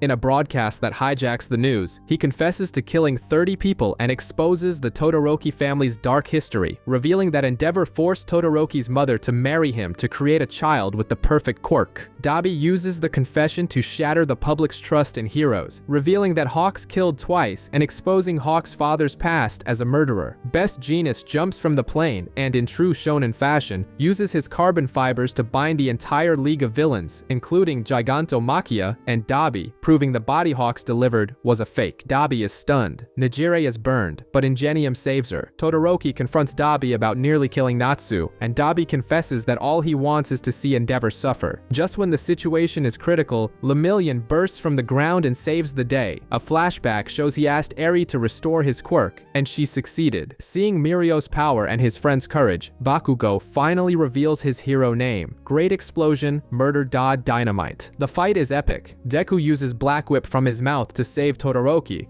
and Endeavor, snapped out of his trance, uses his last ounce of strength to bring down Gigantomachia. The sedative takes effect, and the giant collapses. Mr. Compress, seeing the situation is dire, rips off a piece of his own body to break free and uses his quirk to compress and save Dabi, Spinner, and Skeptic. He sacrifices himself, getting captured so the League can escape. In a badass moment, Deku's head starts buzzing. It's Danger Sense, the quirk of the fourth One for All user, which has finally awakened. Spinner touches Shigaraki's face and he wakes up, but it's not him. It's All for One in total control of the body. AFO Shigaraki unleashes a shockwave that throws the heroes back, abandons Mr. Compress. All for One says they will meet again when Shigaraki's body is fixed. Deku fails to stop their escape, but has a crucial thought. Even after everything, he saw that Shigaraki looked like someone who needed help when All for One took over. The core of the war is now to save Shigaraki's body from All for One's clutches. The war ends with an absurd amount of destruction. The Hero Public Safety Commission is in shambles because Twice went on a rampage and killed the president before the battle. The commission's ambush plan to capture Redestro failed and only resulted in more chaos. At the hospital, the final tally is grim. The police captured Dr. Garaki, Mr. Compress, Gigantomachia, and over 16,000 soldiers from the army. The UA students find Midnight's body, and grief for their teacher and other heroes hits everyone hard. Dabi has become the media's focus after exposing Endeavor. In Shigaraki's body, All for One gives the final order: invade the maximum security prison Tartarus to free his original body and other major villains. The invasion of Tartarus is insane. AFO Shigaraki commands High and Nomu that quickly destroy the prison, disabling security with an electromagnetic pulse. Inside his cell, the original All for One breaks free. The two All for Ones meet. The original speaks of creating a new era of chaos. A mass breakout begins. Icon iconic villains like Muscular and Moonfish escape. The dangerous fugitive Lady Nagant takes advantage of the chaos to free Overhaul, who is now armless. The duel All for One escapes, and on their way out, attacks and frees villains from 7 more prisons. The situation is dire. Bakugo wakes up in the hospital and Deku remains unconscious. We dive into Hawks' dark past. He was the son of a criminal arrested by Endeavor and was recruited by the Hero Public Safety Commission in exchange for erasing his past and turning him into a spy hero. His loyalty was always to the Commission, not the public. In the present, chaos reigns in the cities. Heroes are quitting their jobs, and distrust is rampant. Hawks and Best Jeanist reunite. Jeanist was in an induced coma to fool Dabi. Hawks, feeling free for the first time after Dabi exposed his past and his mother disappeared, decides it's time to come clean and publicly support Endeavor. At the hospital, Endeavor is destroyed by guilt, but the final scene is an intense moment. Rei, his wife, appears in the room and says, "I'm here so we can talk about Toya." The family is shattered, but now they'll have to unite. The Todoroki family drama is heavier than a seinen manga. Endeavor and Rei's marriage was a contract to produce the perfect Quirk. Their first son, Toya, had stronger flames, but his body couldn't handle them. Endeavor, seeing this defect, abandoned him. Toya's obsession with attention and his jealousy of Todoroki, the perfect one, only grew. Rei's sanity broke when Endeavor assaulted her in front of the children, which led to the burn on Todoroki's face. The climax of the tragedy, Toya, abandoned by his father, loses control and sets himself and the forest ablaze. In the present, the whole family decides the only way to stop Dabi is to unite. Rei kneels and apologizes to Hawks. Endeavor accepts his family's and team's help. The new team's first mission, figure out what the hell this One for All is that All for One is obsessed with. While his body is on standby at the hospital, Deku's mind has ended up in a sort of conference call with the ghosts of One for All. Let them be okay. We need to have ourselves a talk before you wake up. And now, all the avatars are in HD, ready to chat. The first piece of news is that Deku has unlocked a new ability, Danger Sense, from the 4th user, Hikage. It's basically Peter Parker's Spider Sense. Hikage explains that he died of old age at 40 because his body, which already had a quirk, couldn't handle the strain of holding multiple powers. One for All is like heavy software that only runs properly on clean hardware. That's why All Might, who was quirkless, became a powerhouse with no side effects. This creates a huge problem. Since the number of quirkless people is dropping to 0, Deku is likely the last user of One for All, the end of the line. With the stage set, Nana asks the million-dollar question, "Deku, would you have the courage to delete Shigaraki if you have to?" She knows Deku sensed the child crying for help inside the villain, but the hatred All for One planted in him might be irreversible. Deku, with all his protagonist vibes, says no. He understands Shigaraki's suffering, and believes One for All is not a power for killing, but for saving. He wants to save the little boy, Tenko, even if it complicates everything. The previous users are like, "That's what we're talking about," and promise their full support. Back in the real world, the heroes go public. In a press conference, Endeavor confesses his family's sins, and Hawks admits he killed twice, but explains it was the only option. They announce a mass evacuation plan for UA. Meanwhile, Deku makes a drastic decision. He sends letters to Class 1A, revealing the secret of One for All and saying goodbye. To protect everyone, he's going to go it alone. Deku, now in a tattered suit, becomes a lone vigilante, All Might's own Batman. Things are looking bleak in Japan. We see other hero students trying to evacuate civilians, but the task is nearly impossible. The chaos escalates when one of the prison escapees appears. Muscular, he runs over one of the students, Grand, as if he were nothing, hungry for a real fight. When all seems lost, Deku emerges from a cloud of purple smoke, dramatic as ever. He saved Grand and is now using the 6th user's quirk, Smokescreen. Muscular is thrilled for a rematch, but this Deku isn't the same kid as before. He's no longer just punching and praying. Now he fights with strategy, using a combo of Smokescreen to hide, Float to stay airborne, Danger Sense to predict attacks, and Black Whip to restrain his enemy. It's like a gamer who's finally learned to use their entire inventory. Deku asks Muscular about All for One's whereabouts, but the brute knows nothing. He was just let out to have fun, but annoyed by Deku's new boring fighting style, Muscular charges with everything he's got, but his muscles, already damaged from their previous fight, begin to fail. Deku seizes the opening and knocks the villain out with a single Detroit smash. End of story. 45% impact!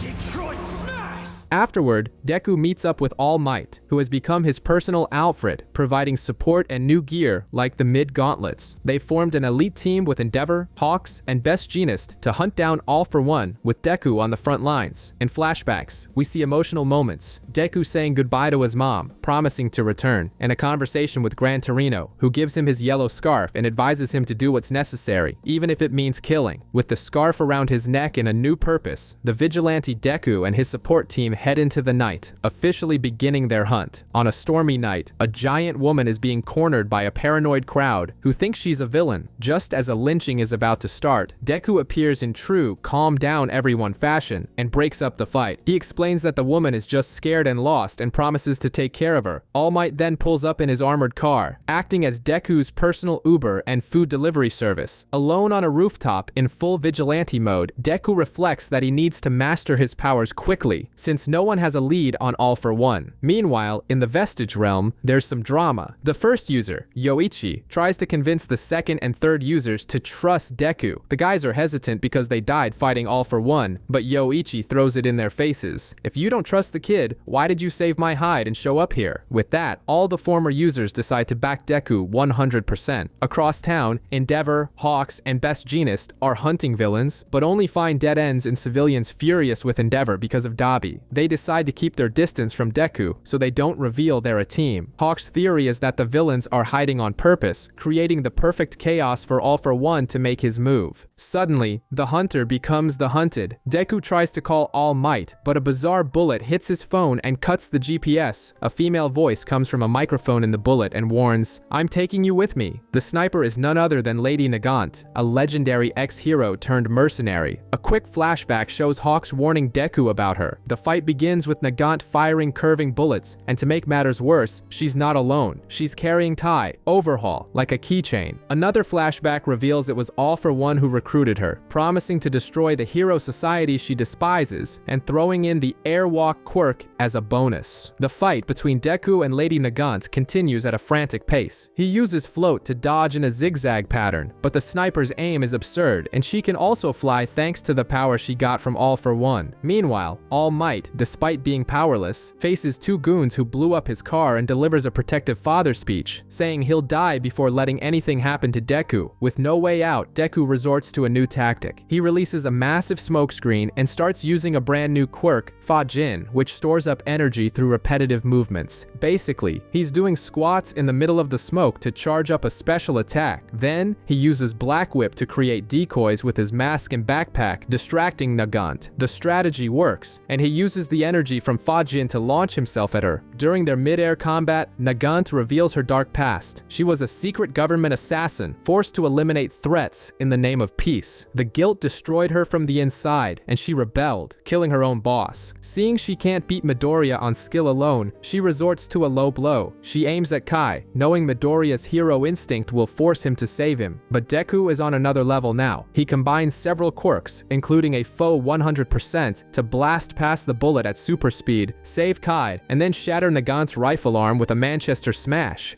Manchester! Smash! He holds her in the air and tells her he knows she still has the heart of a hero because she missed her shots on purpose. Just as she seems to finally give in, her body explodes. All for One had installed a self-destruct quirk in her as a failsafe. As she dies, Nagant manages to give one last clue, a mansion in Hibori Woods. Seeing her state, Deku is consumed by hatred for All for One. Following Nagant's clue, Deku and the heroes arrive at the mansion. But of course, it was a trap. A hologram of All for One appears to mock Deku, saying he knew he'd come because he's a soft-hearted fool. The villain ends his monologue with, "Now it's your turn," and the entire mansion blows up. The heroes narrowly escape and regroup. The problem is, they can't tell anyone else the secret of One for All, fearing leaks and causing even more panic. So, Deku becomes a lone wolf. He takes down assassins by himself and dismisses a heartbroken All Might's help. From a distance, the villain Stain watches everything. Deku's appearance becomes increasingly grim. His suit is torn and dirty, with Black Whip's tendrils constantly out. He becomes an urban legend, a monster who saves people but who everyone fears. Deku's battery finally runs out. He collapses in the middle of Kamino and comes face to face with the villain Dictator, who uses civilians as puppets to attack him. Exhausted, Deku can't fight back without hurting the innocents. Just when all seems lost, Bakugo swoops in from the sky and knocks out the villain with an armor-piercing shot. "Found you," he says, as the rest of Class 1A appears. A flashback shows how they got there. Suspicious, they confronted Endeavor. Bakugo laid it on the line, saying Deku is a stubborn idiot who would get himself killed if left alone. Ida, as the class representative, declared they would bring their friend back. Principal Nezu not only agreed, but saw it as a chance to test UA's new defenses. Back in the present, a wary Deku tells everyone to leave. Bakugo just laughs in his face. Realizing they won't obey, Deku prepares to fight his own friends. But Class 1A doesn't back down. They also prepare to fight, not against him, but for him. The tension is thick. The fight begins with Deku reluctant to take on Class 1A. He unleashes a massive smokescreen to blind everyone, but the class was prepared. Dynamite, our beloved Bakugo, disperses the smoke and shouts for no one to let Deku escape. Deku tries to fly away, but is attacked by a flock of pigeons, courtesy of Anima, who try to tell him he can return to UA. He gets rid of the birds with Black Whip, only to be caught by Cellophane's tape, who comments that Deku's new look is starting to scare people. He breaks free and dodges an attack from Earphone Jack, who's being carried by Tsukuyomi's dark shadow. She thanks Deku for his past help, saying that gesture made her very happy. Next, Tailman pins him with his tail, telling him he doesn't have to fight alone. Deku breaks free again, insisting he'll put everyone in danger, but is slammed into a building by Tsukuyomi. Krieti appears and uses a device to try and sedate him, explaining the plan now is to take him somewhere safe, but it's no use. Deku escapes again, this time with the full power of One for All, and takes off, losing his mask in the process. He begs them to stop, but then he runs straight into a giant ice wall from Todoroki. Meanwhile, the class prepares for one last play. Ingenium runs, Uravity jumps, and Grape Juice is launched by Froppy, managing to stick to Deku and remembering how he inspired him at the USJ. The final plan is insane. Pinky creates an acid slide. Todoroki propels both himself and Dynamite. Uravity makes them weightless, and Dynamite uses his explosions to launch Ingenium, who finally catches and holds on to Deku. Stop it! Not a chance! I'll always race to you! It's the essence of being a hero, right? With Deku exhausted, Red Riot cushions their fall. Out here! I gotcha! These two won't break me! The rest of the class arrives, but it's Dynamite who takes the lead. He finally opens up, admitting he was jealous of Deku for being a hero even without a power, and apologizes for all the bullying. He tells Deku he can't carry everything alone. We'll save you, the evacuees at UA, and everyone else. Anybody out there in need of a hero. With that, Deku collapses in his arms, finally defeated by Friendship. They take him back to UA, but the reception is anything but warm. Civilians are protesting, afraid he'll attract villains. Just as Deku thinks about leaving, Uravity stops him, ready to defend her friend. Midoriya's danger sense starts going haywire from all the anger directed at him, and the heroes are at a loss. That's when Uraraka steps up. She grabs Present Mike's megaphone, floats to the top of the school, and delivers the speech of her life. She says it was the class's decision to bring him back because he was destroying himself to protect everyone. She asks them to look at his condition and understand that he's just a high school kid with a massive burden. The crowd begins to understand. The emotion builds as Kolta and the woman Midoriya saved earlier run to embrace him, crying. Thanks for what you did back then, crybaby hero.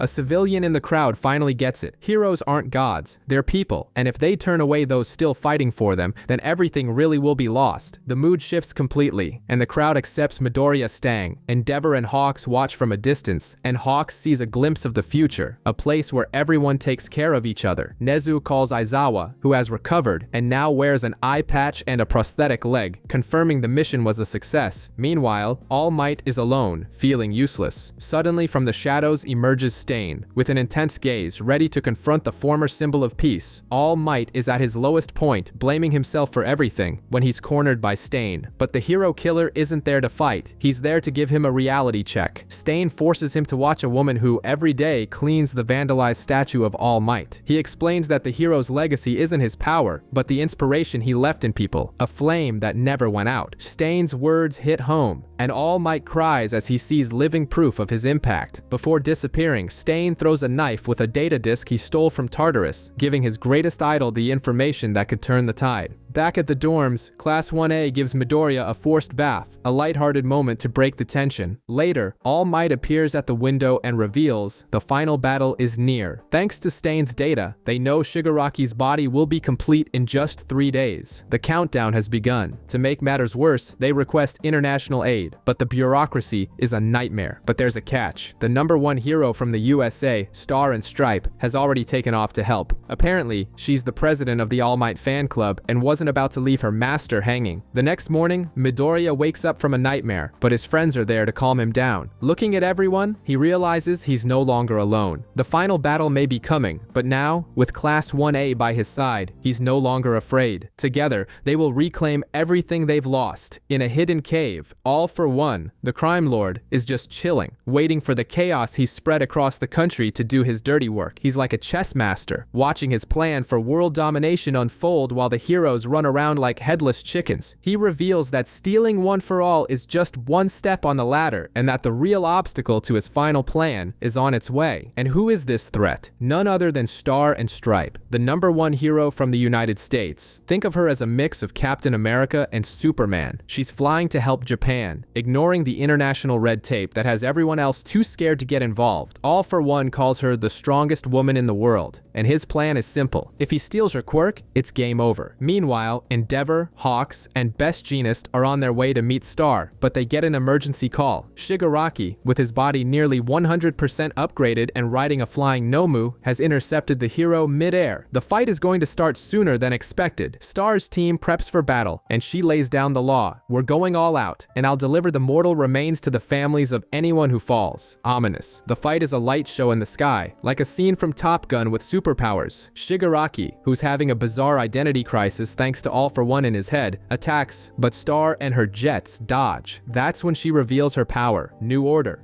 Basically, she can rewrite the rules of anything she touches and names. She simply declares that the air 100 meters in front of me will cease to exist, and creates a vacuum to suffocate the villain. Shigaraki starts to fall, but the madman finds her ability incredible. He survives and figures out New Order's limitations. I'm beginning to understand New Order better.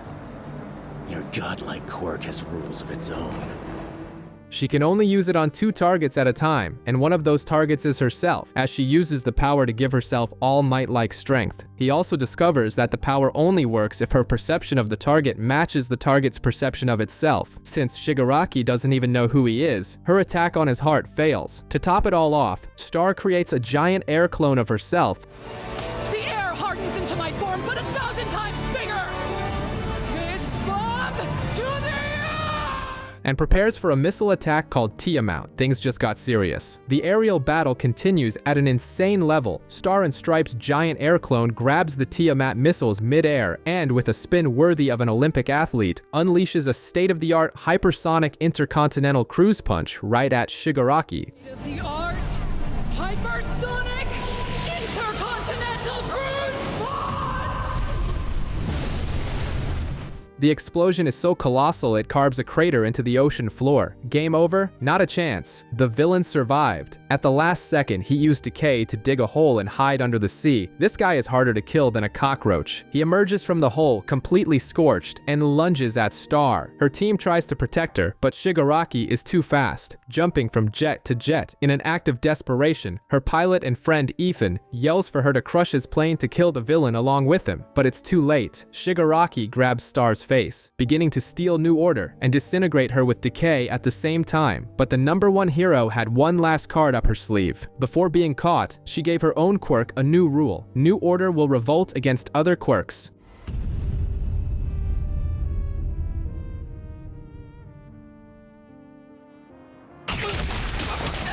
The moment All for One steals the power, the tables are turned. Inside Shigaraki's body, New Order turns into a computer virus and begins destroying all the quirks All for One had stolen. The villain's body starts to explode from within. As Shigaraki writhes in pain, Star and Stripe fades into the wind, giving a final salute to All Might, the hero who inspired her.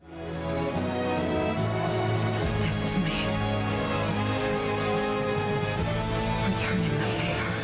She returned the favor. The villain manages to escape, but the damage is done. The news of Star's death shocks the world, and Japan is now officially on its own. Her team gives All Might all the data from the fight, and they discover a small victory. Star's sacrifice has delayed the completion of Shigaraki's body by 1 week. Now Class 1A has 7 days to prepare for the final war. Shigaraki returns to the hideout, contorting in pain as New Order wreaks havoc on his system, but All for One, acting like a sadistic chess master, is completely unfazed. He mentions having friends and plans B, C, and D. Dabi is impatient, eager for his revenge, but AFO makes it clear he's playing a much longer game. Meanwhile, at UA High, Class 1A is training hard, Bakugo is perfecting his cluster, and Todoroki is developing a new move to neutralize Dabi. They know they can't hunt down All for One. They need to set a trap. But how? The answer comes in the most tragic way possible. Hagaku Rei, the invisible girl, becomes suspicious of Aoyama's strange behavior and follows him. She overhears Aoyama and his parents talking about All for One's orders. It turns out Aoyama was born quirkless, and his desperate parents made a deal with the devil to get him a power. The price? Aoyama became All for One's spy inside UA. He was the one who leaked the training camp's location and the attack on the USJ. Hagaku Rei, in shock, calls Midoriya. They confront Aoyama, who breaks down in tears and confesses everything. In a desperate move, he tries to attack Midoriya, but Hagaku Rei refracts his laser, revealing part of her own face in the process.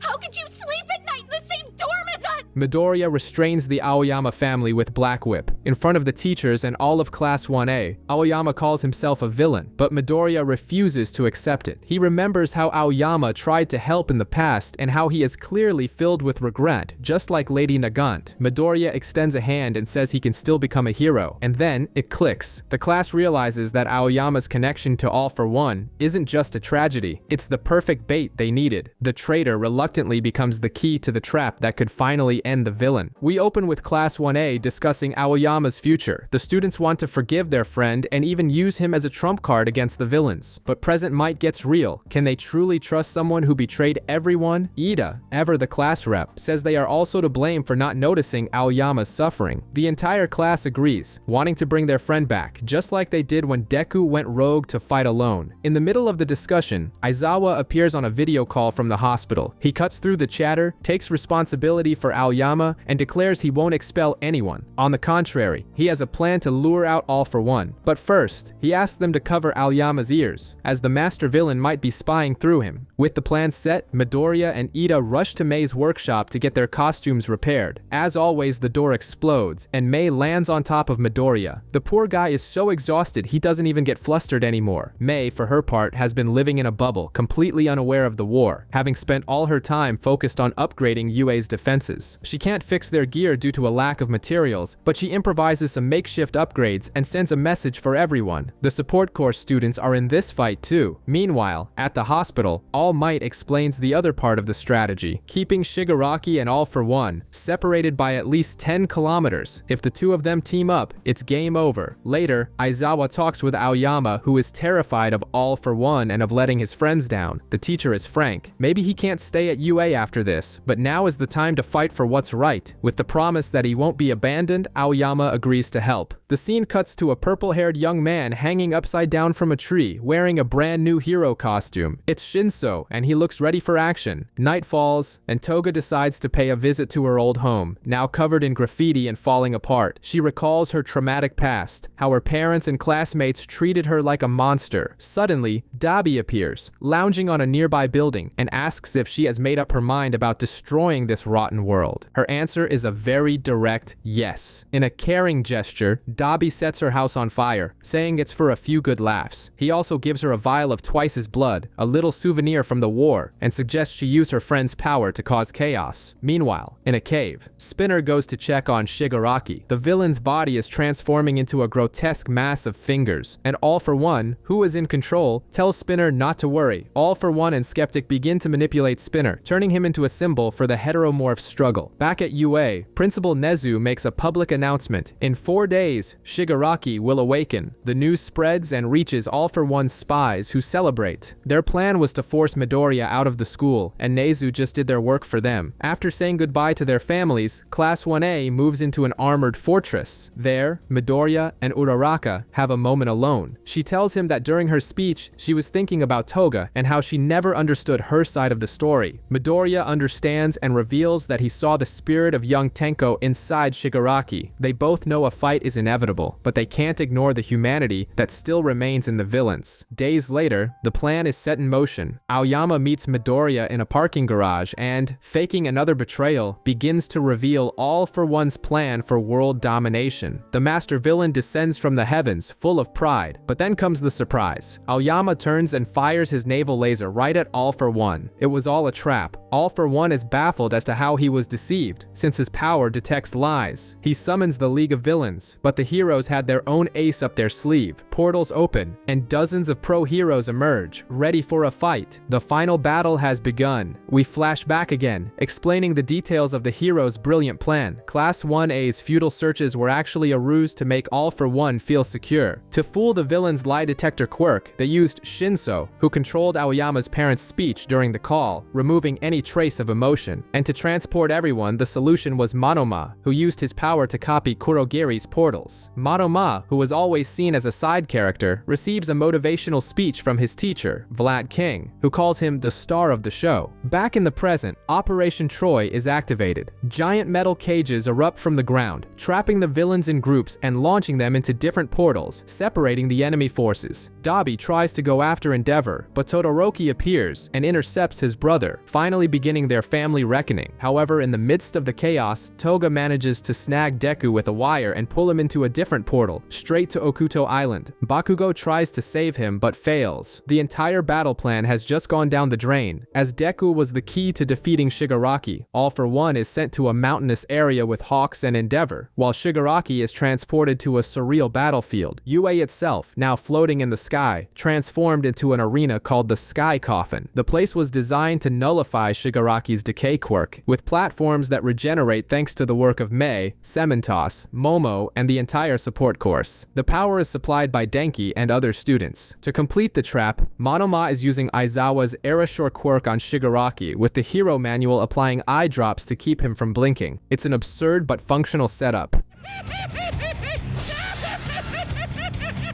What's the matter?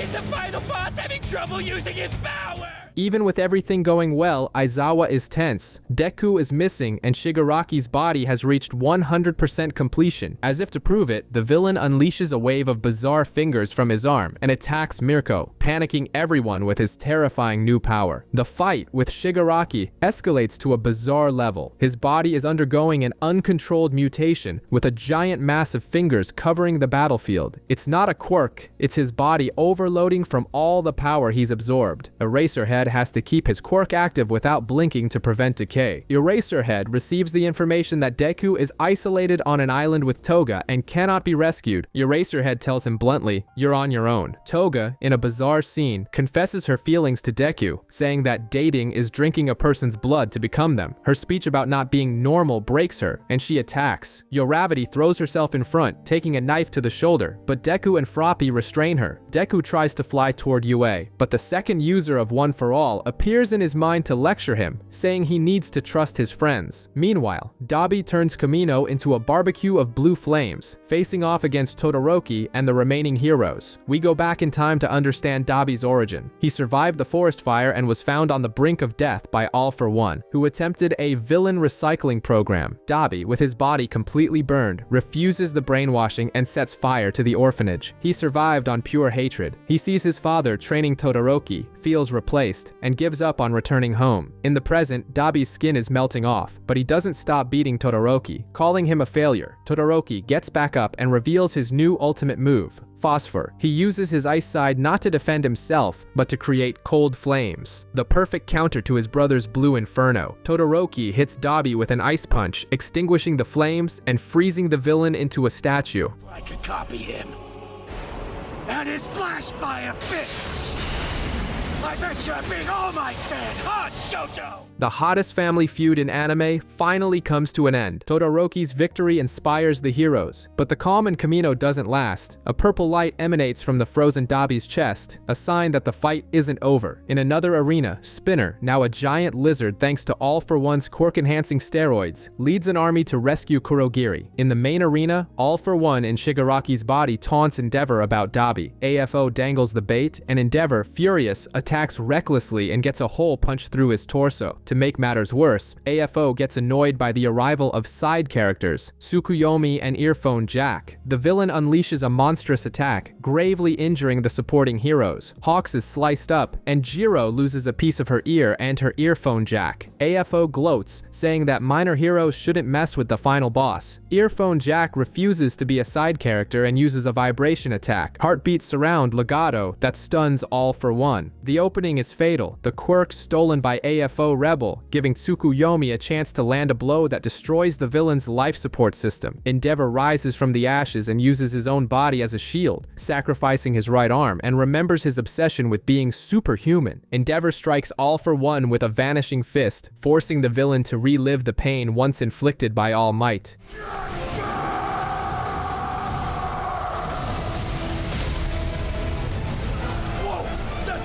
The #1 hero dives in and, with a final prominence burn, turns AFO into a villain-flavored barbecue. I'll win!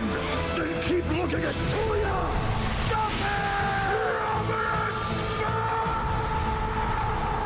But the joy is short-lived. AFO's charred body begins to speak, revealing he used a version of Eri's drug to rewind time, returning to his prime and healing himself. Meanwhile, in the floating arena, Dynamite activates his new item, the Strafe Panzer, and hits the mutated Shigaraki with a howitzer impact cluster. The explosion is massive, but the villain withstands it and, as if it were nothing, crushes Dynamite's right arm. The kid is broken but continues to mutter strategies. Shigaraki uses Dynamite like a ragdoll, taunting the heroes. The big three arrive to the rescue, with Najiri providing a distraction and Sun Eater injecting venom, but the villain spits it all out. Lemillion saves Bakugo and, facing Shigaraki, drops a truth bomb. You're like this because you don't have any friends. This makes the villain snap, reliving Tenko's trauma. The strategy is to buy time for Sun Eater to charge up a giant plasma cannon that pierces through the villain. The highlight is Dynamite. Even with a crushed arm, he gets up. He has a vision of All Might, and suddenly, his sweat begins to release faster, stronger explosions all over his body, catching Shigaraki by surprise. Bakugo is finally reaching the peak of his quirk, but willpower isn't enough.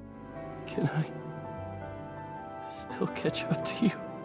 Shigaraki lands a devastating blow, and the scene is horrifying. A giant hole in Dynamite's chest, right where his heart was. Bakugo has been taken down. Deku is flying toward the arena while Best Jeanist desperately tries to save Dynamite, who has no pulse. The bad news piles up. Dabi is back in the fight, burning even hotter, and All for One has used a bizarre drug to rejuvenate himself and return to his prime, stronger than ever. World leaders consider surrendering, a moment of sacrifice. The hero Edgeshot has a suicidal plan. He transforms into ultra-fine threads and sews his own body inside Dynamite's chest to act as his new heart and lungs. Shigaraki gets angry and transforms into an even more bizarre abomination, trying to stop the surgery. In a stroke of desperate genius, Lemillion appears in front of the villain and moons him. Yes, you read that right, to buy time. Hey, you! Brought a peach for ya!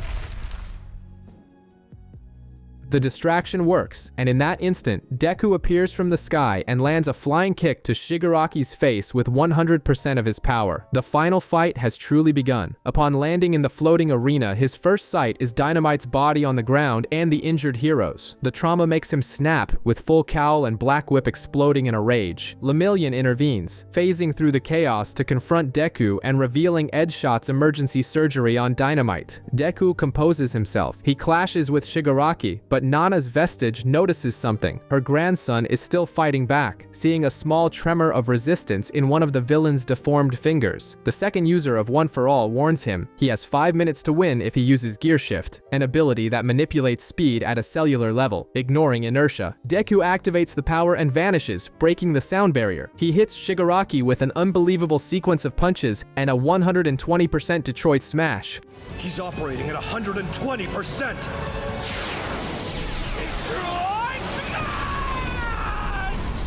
All for One is shocked by the boy's evolution, and in the villain's consciousness, the real Shigaraki screams in pain and fury. The final battle begins with Deku in command. While Deku fights, the city becomes a battle of narratives. A crowd of 15,000 heteromorphs, led by an unstable Spinner, marches to rescue Kurogiri. Tentacle repels Spinner and, after being called a traitor, rips off his own mask. A cathartic moment. Exposing his face and trauma scars, Tentacle questions the crowd. What does attacking a hospital have to do with anything? He reminds them of the heroes evacuating civilians before fighting and uses his own body to protect them. He pleads with them to use their bodies to protect, not for revenge. For a second, the crowd hesitates. Spinner, his mind manipulated, gets up and screams that if the heroes win, nothing will change. The crowd surges forward again, and Spinner breaks into the hospital to complete his mission. Spinner reaches Kurogiri's room, but turns to see that the crowd has retreated, convinced by the hospital staff and Tentacoli's words. Present, Mike knocks him down and destroys the device that would have woken Kurogiri. The mission has failed. The game changer. In his final act, Spinner crawls over and touches Nana's severed hand to Kurogiri. It was a secret device. With his last breath, he begs, "Save Shigaraki and the League." Kurogiri awakens, shatters the hospital, and activates his warp gate Quirk. The chaos is instantaneous. Dabi is teleported to Endeavor's battlefield. Toga tricks Froppy, transforms into Twice, and uses Kurogiri's portal to teleport an infinite army of clones to the main fight. Hawks' worst nightmare has become a reality. Kurogiri appears right behind Eraserhead in the floating arena, neutralizing the hero's power-nullifying advantage. Amidst the chaos, Uravity manages to escape with Froppy clinging to her tongue. Toga, still transformed as Twice, reveals her true face and looks at Uravity with disgust, saying there's no one left to talk about romance with now. The clones charge the heroes, who are already struggling to deal with the Horde and Dabi's blue flames. Uravity and Froppy float up to get a view of the battlefield and are soon joined by Earphone Jack and Tsukuyomi. The situation is dire. The plan to divide the villains has gone down the drain. Down below, Endeavor is trying to fight off several clones when Dabi appears, flying. Seeing his eldest son copy his youngest's technique, Endeavor asks what happened to Todoroki. Dabi replies that he couldn't bring his little brother as a gift, but he'll settle for destroying everything else his father loves. All for One, satisfied with the chaos unfolding, tries to fly to Shigaraki, but Hawks intercepts him. He's figured out the villain isn't as powerful as he seems, and that their plan, Operation Troy, is a bust. If the heroes fall here, all the villains will descend upon Deku. Meanwhile, on the flying UA, Twice's clones also invade the platform with Eraserhead and Phantom Thief. They are overwhelmed, and Phantom Thief falls to the ground, closing his eyes instinctively. This deactivates Erasure on Shigaraki, who is finally freed. A mass of flesh explodes from his chest, revealing a new body and causing an explosion that shuts down the school's levitation system. UA begins to fall. Deku faces the renewed Shigaraki, who now seems to be in complete control. The villain says it's useless to try and save his former self, and that he is now Deku's villain. Deku is stuck in Gearship's cooldown, but the second user warns him that Shigaraki is also recovering. Out of nowhere, La Brava appears. Recruited by the police, she hacks into Skeptic's system and starts spamming his screen with dancing gifs of Optic Kitty. It's like an internet prank in the middle of the apocalypse. Skeptic disconnects and flees with the control unit, but UA is still falling, and who appears for the rescue? Gentle Criminal. Powered up by La Brava, he creates a giant air trampoline, the Gently Super Lover, and cushions the entire school's fall.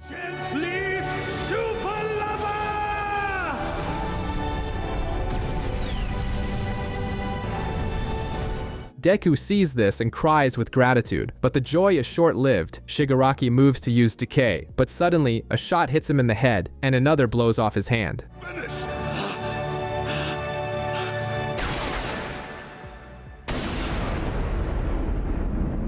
The mysterious sniper? None other than Lady Nagant, back in action. But how did Lady Nagant get there? Quick flashback. At the hospital, inspired by Deku, she decides she has to help. Despite her injuries, she insists on leaving. Rocklock supports her, takes responsibility, and gives her a phone with the battle plans. Her heart told her what to do, and he obeyed. Back in the present, Nagant, even as her wounds reopen, fires once more and blows off Shigaraki's other hand before collapsing. I am Lady Nagant, and I'll back you up as long as I can! With decay off the table, Deku finally recovers. He grabs Shigaraki with Black Whip and drags him down for a ground fight, away from his allies. Inside the villain's mind, things are grim. All for One's vestige is furious, calling the Gaunt a hypocrite. But Shigaraki himself reveals that he hid his younger self, Tenko, as a secret repellent against the fusion with All for One. The master villain's plan to steal his body is failing. Even Kurogiri is short-circuiting, with Shirakumo's consciousness fighting to return. Shigaraki declares he doesn't care about One for All. He just wants to destroy everything that connects him to his family. As Deku and Shigaraki face off for the final round, Gentle is at his limit, holding up UA in the sky. Suddenly, he sees two business course students filming everything. La Brava wastes no time. She hacks their phones and live streams Gentle's heroic act to the entire world. And for good measure, she fixes the levitation system, easing the load for him. The situation gets tense again when present Mike and Aizawa fall from the platform, but are saved by a bizarre teleport from Kurogiri, who seems to be acting on instinct to keep Erasure away from Shigaraki. At the base of the mountain, the heroes realize Twice's clones can't use Dabi's or Shigaraki's powers. Froppy figures it out. Toga can only copy the powers of those she truly loves. With this information, Uravity and the others set off to find the real Toga. Meanwhile, All for One is still trying to reach Shigaraki, but Hawks is hot on his tail. All for One destroys Hawks, but it was just an illusion by Kemi from Shiketsu. The cavalry has arrived. The students of Shiketsu High appear as reinforcements. All for One gets pissed and launches a massive attack, but Yoarashi traps him in a whirlwind, and Tsukuyomi, taking advantage of the storm that weakens Dabi's flames, unleashes a colossal dark shadow. With the move Black Abyss, Light of Baldur, he smashes All for One into the ground. Even after getting punched by a giant shadow monster, All for One isn't down. He unleashes a wave of energy, and in the blink of an eye, de-ages into a teenager. It's the Benjamin Button effect from hell. He tries to fly off again, but the heroes see something worse on the horizon. Gigantomachia, unleashed and charging toward them. All for One orders his servant to crush the heroes, but the giant simply rips a chunk out of the ground and throws it at his own master. The reason? Riding on top of him are Red Riot and Shinso, who is controlling the monster with his persona cords. Flashback. In Jaku, the heroes were in trouble. Gigantomachia wakes up, and Shinso is nearly swallowed by the sludge villain. But Pinky, motivated by Midnight's memory, appears with a super potent acid, Acid Man, Alma, and saves the day. With the path clear, Shinso uses his power to mimic All for One's voice and control Gigantomachia, who defeats the other villains in an instant. It's a moment of redemption for Pinky and glory for Shinso. Back in the present, All for One tries to break the mind control, but it doesn't fully work. Gigantomachia's own feelings of abandonment cause him to continue attacking his master. Even the giant monster is fed up with his boss. Meanwhile, news helicopters are broadcasting the fight between Deku and Shigaraki to the entire world, using Gentle's channel. The whole planet is watching. All for One, though younger, is still a danger. He regenerates, attacks Mountain Lady, and blasts Dark Shadow, knocking out Tsukuyomi and Hawks. As a consolation prize, he steals Hawk's quirk, Fierce Wings. He was about to take Dark Shadow too, but Grape Juice appears with the most pathetic and courageous plea in history, offering his own pop-off quirk instead to save his friend. All for One ignores the shorty, gives one last villainous speech for the cameras, and rockets off at high speed towards Shigaraki. Hawks, now powerless and on the ground, can only cling to a sliver of hope that the heroes can still win. Underground, UA's escape route is blocked, and the civilians are in a total panic. The live broadcasts show All for One winning the fight in the mountains, and Deku in an insane brawl with Shigaraki. An All for One spy caused the blockage, and just as he's about to do more damage, he's caught by Gunhead. Even so, the guy manages to drop some metal structures on the crowd. The hero Real Steel tries to help, but the first to arrive is Death Arms, a retired hero who had quit due to public criticism. Seeing Deku risk his life, his body just moved on its own to save the day. In the control room, the chaos is the same. No one can stop All for One, who is flying towards Shigaraki. To make matters worse, an alarm goes off. Dabi's temperature is rising to an absurd level. Ever since he was defeated, he's been accumulating heat and is set to become a human bomb in 10 minutes, with a blast radius of 5 kilometers. And of course, one of the evacuation blocks is right in the middle of the danger zone. In the midst of the desperation, All Might calls Todoroki and Ingenium. The mission is clear. They are the only ones who can stop Dabi. As for All for One, lead him to me, says Uncle Might, already positioning himself in the middle middle of the city. Ingenium, his legs already cooled by the rain, puts Todoroki on his back and becomes a human rocket. Using ice to reduce drag and fire to decrease friction, the two take off faster than a fighter jet. Meanwhile, Endeavor, completely broken, tries to carry Dabi away. But Dabi, completely unhinged, jumps on his father and starts burning him. Endeavor notices a patch of ice on his son's chest, a manifestation of his mother's power, and accepts his fate. He grabs Dabi and begins to fly upward, ready to die with him. The Todoroki family arrives and tries to help with ice, but it's not enough. Just in the nick of time, Todoroki Lambs runs toward his brother and uses Great Glacial Aegir, freezing the explosion and saving everyone. Great Glacial Aegir!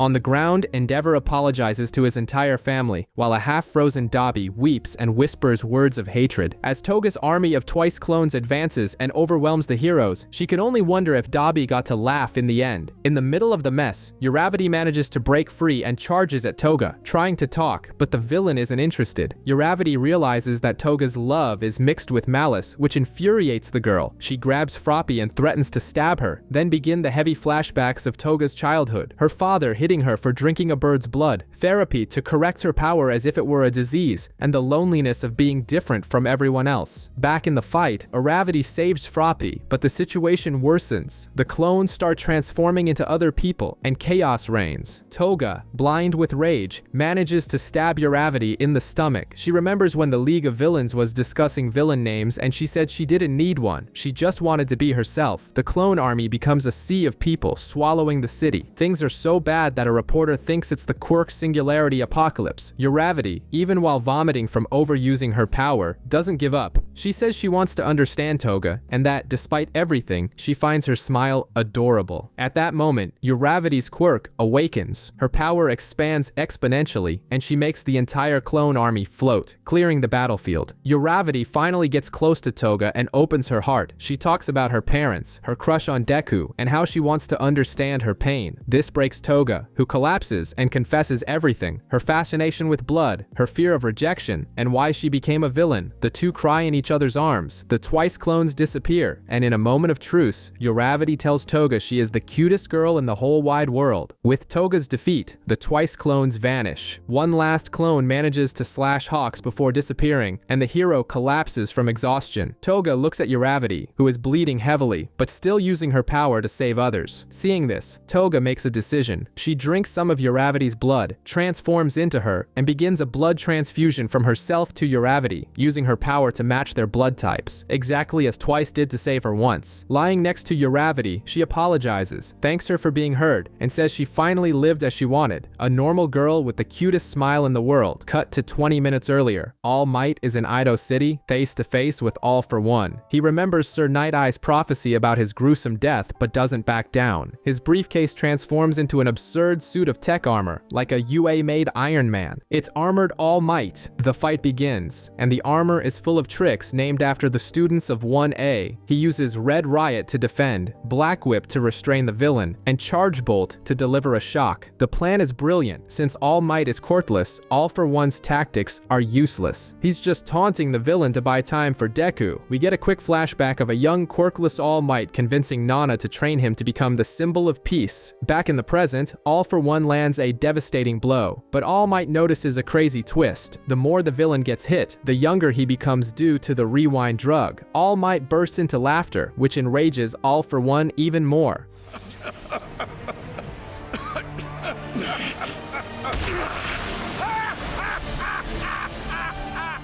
With a smile on his face, All Might activates the thrusters, Uravity and Ingenium, and with the strength of his students in his heart, charges forward. In separate battles, All Might and Deku are focused on the same thing, winning.